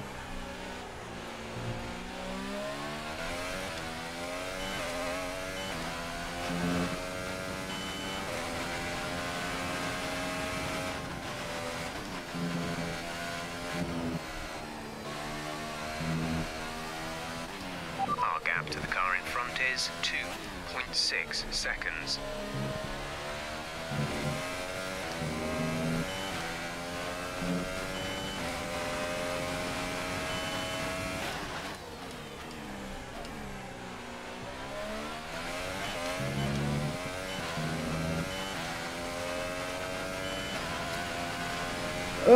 It is a valid... I don't know if it is, because you are going to be heavier, so you are going to be losing time throughout the entire race.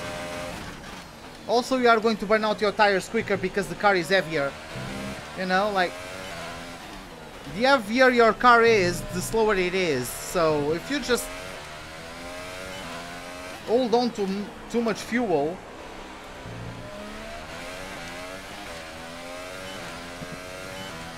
That might not, like...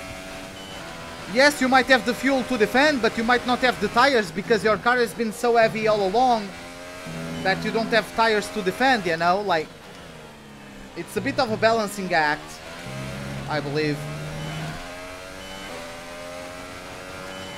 I need to defend from Vettel, maybe. Let's see if Vettel overtakes Verstappen. How quickly he does it.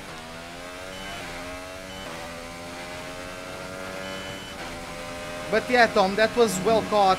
I didn't know Vettel was catching up so quickly.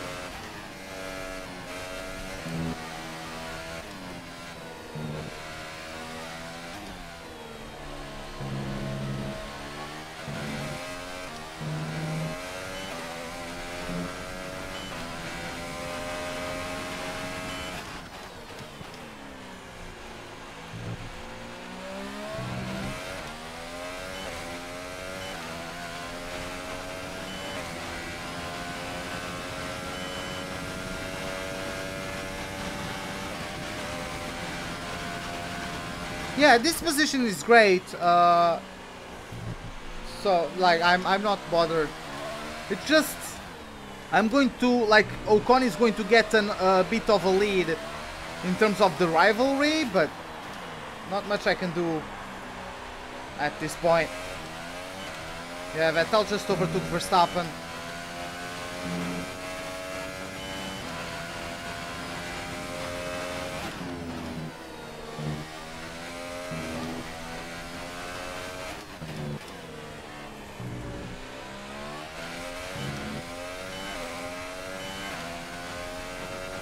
And he's already like pulled away by a second on the young Dutchman, so yeah.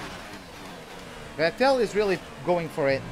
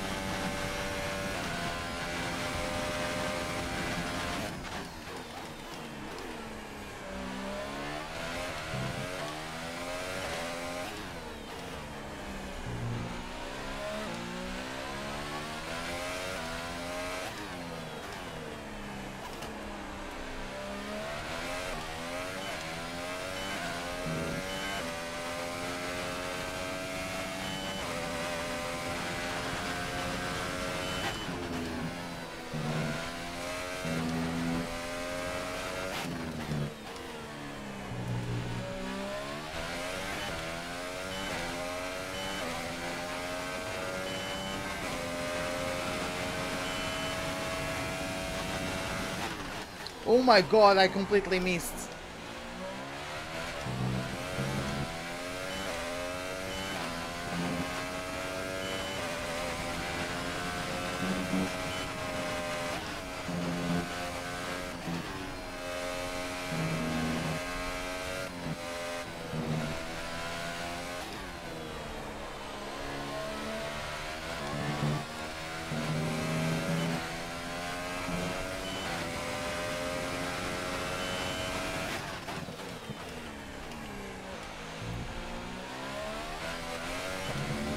Yeah, I was really caught napping by that turn 1 braking zone. Hamilton has the lead.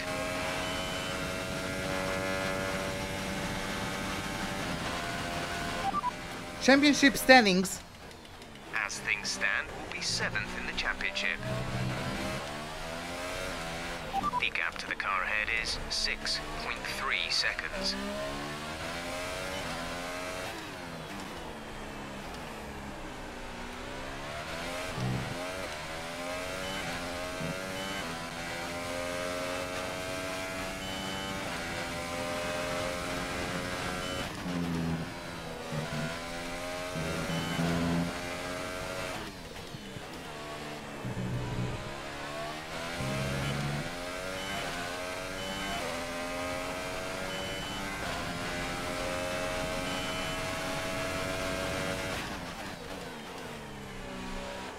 The thing is that I can't keep up with the cars ahead if I start on a harder compound.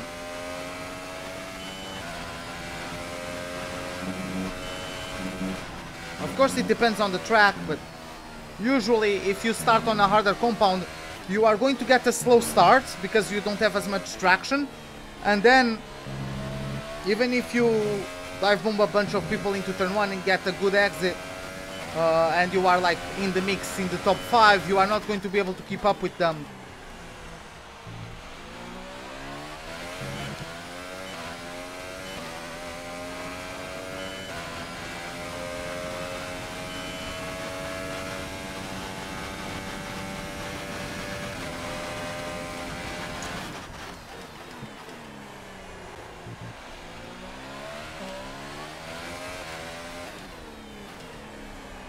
Come on.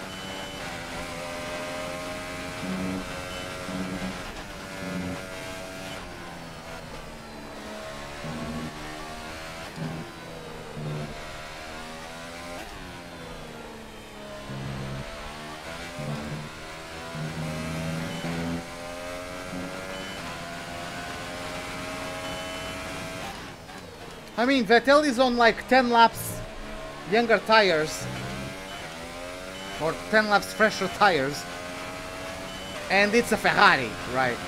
So, yeah. If Ocon is pulling away from me, imagine a Ferrari, right?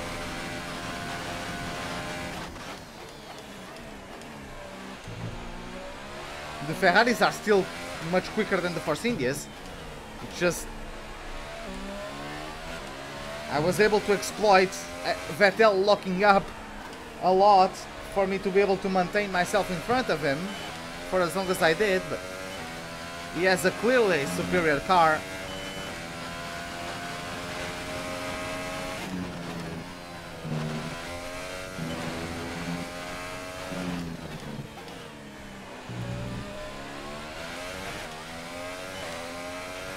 Gap to car in front is 8.4 seconds.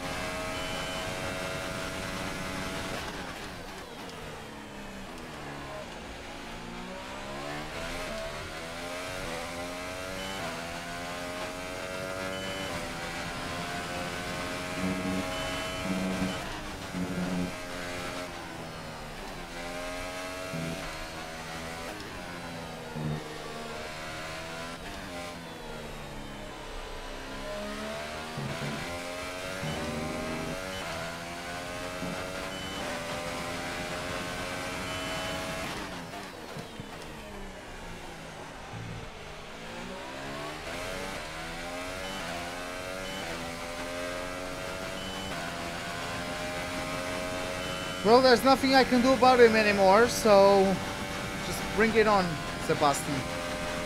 Bring it on.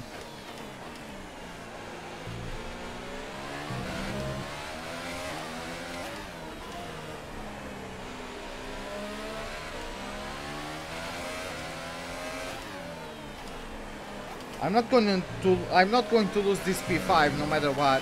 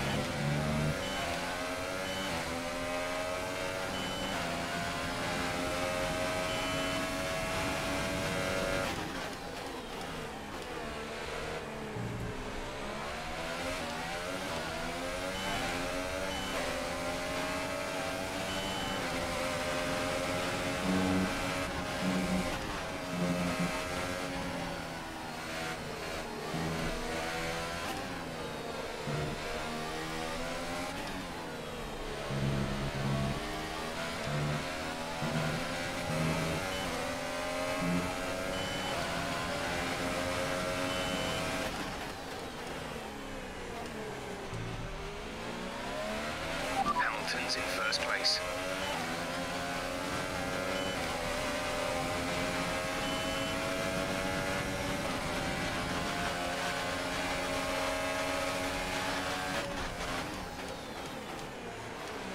God damn it!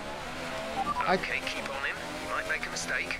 I thought I was supposed to break at 100. Apparently it's later than that. Oh well, it's gone now. Fuck! How am I not supposed, like... Okay.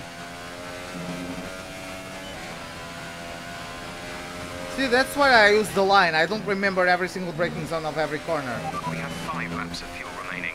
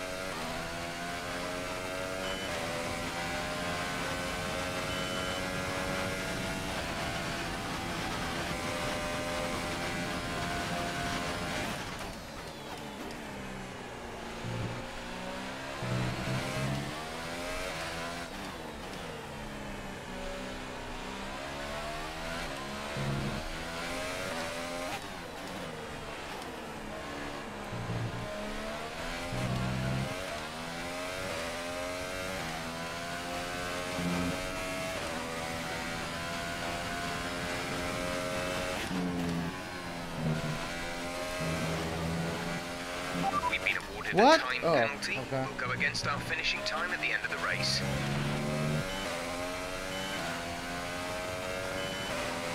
Well, apparently I cut that one.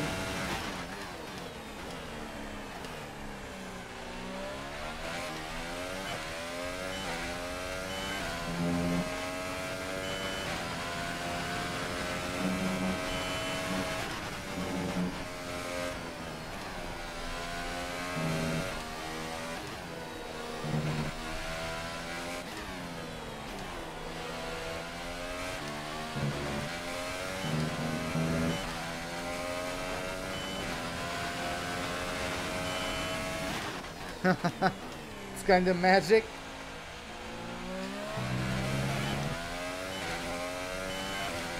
No, don't worry. Like, I don't think Magnussen will catch up to me, but There's 3 laps of fuel remaining.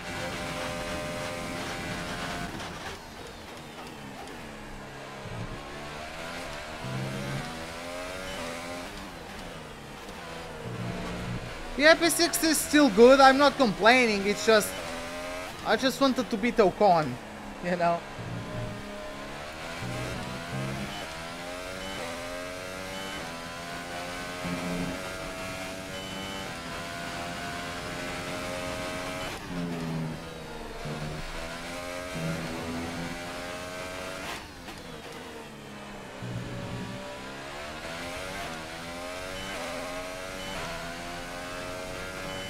Like, Ocon overtook me and overtook Sirotkin.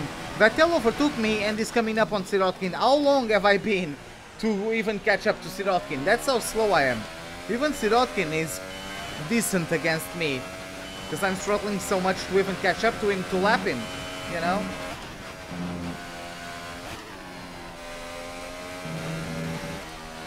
Oh, don't worry about that, no, that's fine.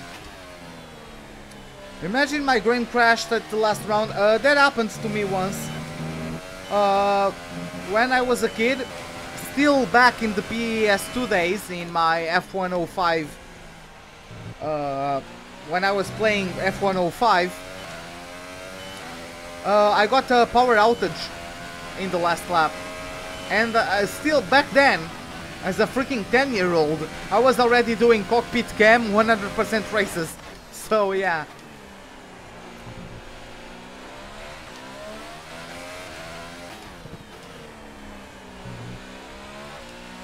I just love driving.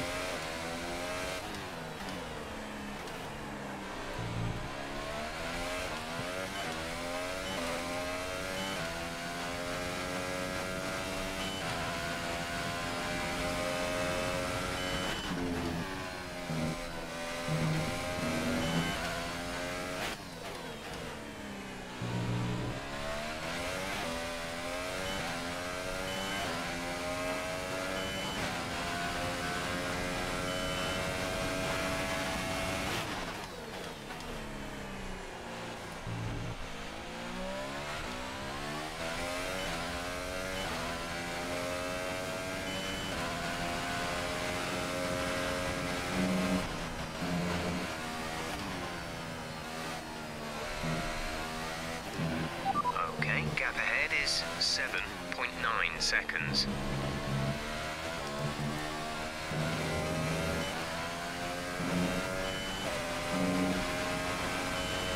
Well, I would do it if I didn't need it.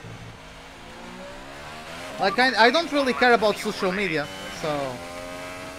Like, I only have, like, Facebook for, like, stuff, for personal stuff with friends and stuff, but, and I only use Twitter for YouTube stuff. I don't have Instagram, I don't have WhatsApp, I don't...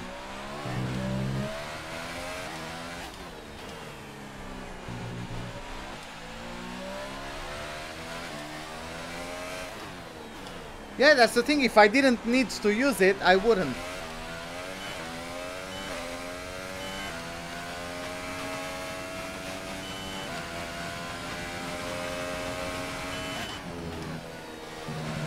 Yeah, that's the thing with F1, like, in the games it works out better than in real life.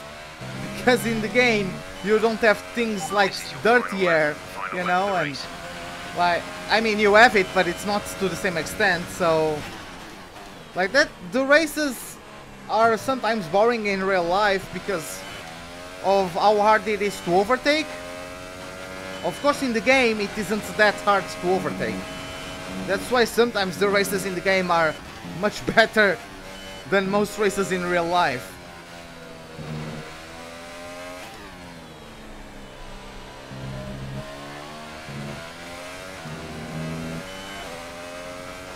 Oh well, there you have it. Lewis Hamilton is the winner of this USA Grand Prix. And yeah, he's going to have what? So 5th is 10 points, I believe. He gets 63 point advantage over Vettel. I'm not sure if this is enough to clinch the title, but he's probably going to clinch it at Mexico.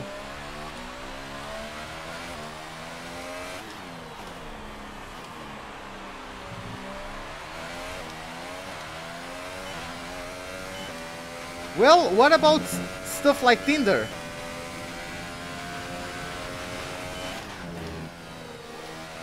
Yeah, Magnussen is fast, but he's not fast enough. But yeah, there you have it. I'm satisfied with this race. Oh, and Verstappen is up. What? Okay, good job, mate. Really well done. That was a fantastic drive.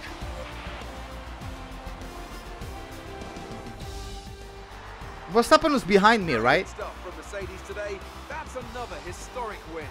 Wow, Verstappen DNFs on the last And I lap. have to wonder, Anthony Davidson, just what set them apart from the competition here. Well, time management probably played quite a large role in the outcome of this one.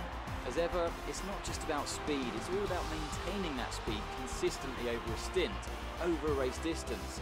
So being able to keep up the lap times while still being smooth on the controls and gentle on the tyres, that's really where the race was won today.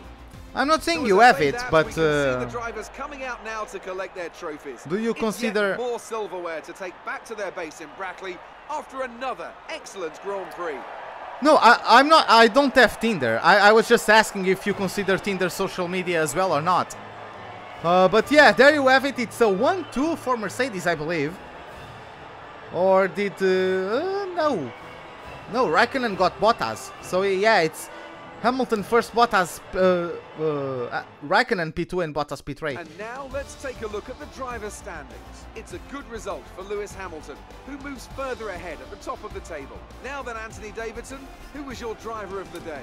I think I'm going to give it to Daniel Ricciardo. He's come through the field so well today, you know, well deserved.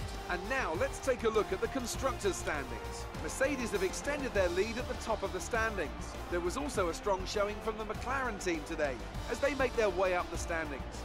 There'll be plenty more twists and turns to come this season. I hope you can join us at the next race to see just who will come out on top. Oh damn, Fernando Alonso salvaging 2 points to propel McLaren past Toro Rosso in the constructors. Oh, that's close by them. Let's advance.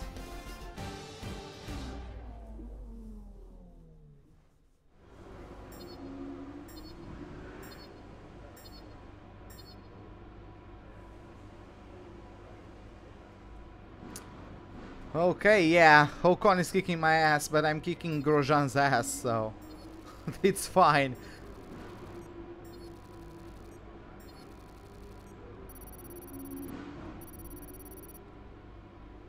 Okay, almost 1300 points. We failed this one, which is unfortunate, but whatever. Excellent result today. Finishes like that will look good on your contract reviews. On to the next one. You have to do a better job completing the goals the team set out for you. Why? Their ability to develop will suffer if you miss them, and it'll count against you at the contract reviews. Why do I have poor morale in the chassis department? What? That doesn't make any sense. I'm going to bed after this, yes. I'm almost sleepwalking at the moment. I don't know if you can even like notice on my speech, like my brain is processing stuff in a sluggish way at the moment. So yeah, I'm going to take what's up next? It's Mexico. So yeah, that's useful. Oh, I don't have enough points for that. God damn it. Oh well. So yeah, why do I have poor morale in the chassis? I don't get it. Whatever. Let's get to the next weekend. Aerodynamics. I would invest in the chassis, but because I got poor morale, I'm not going to invest. Just spend more money because the prices are higher. We had the new parts come through from the factory. We'll get them on the car ahead of FP1. But yeah, as you can see, we got both of them fitted to the car. We haven't jumped Red Bull yet, but as you can see, for Ferrari brought upgrades. Williams brought upgrades. Wow, it's so close between Toro Rosso, McLaren, Sauber and Williams. It's so close. Look at that. Very good to see. Yeah, and they've actually been catching up, I believe, from the start of the season. Like, Williams caught up immensely, especially to McLaren. McLaren was the best out of those 4 teams. McLaren was easily the best at the beginning of the season, and like they've been caught up. They've been caught up. But yeah, we are right up there with the Red Bull. Tingle, I'm not sure. Complete one clean race. Okay, I think I can do that. I think I'm good enough driver for that. But yeah, guys, this is it for this USA Grand Prix. Hope you guys enjoyed it. If you did, give me a like button. If you did not, the dislike button is as always right beside it. Subscribe if you'd like to see more. Hit the bell icon for any notifications of whenever I'm about to start a live stream or to post a video. Hope to see you guys next time and have a wonderful day. Goodbye.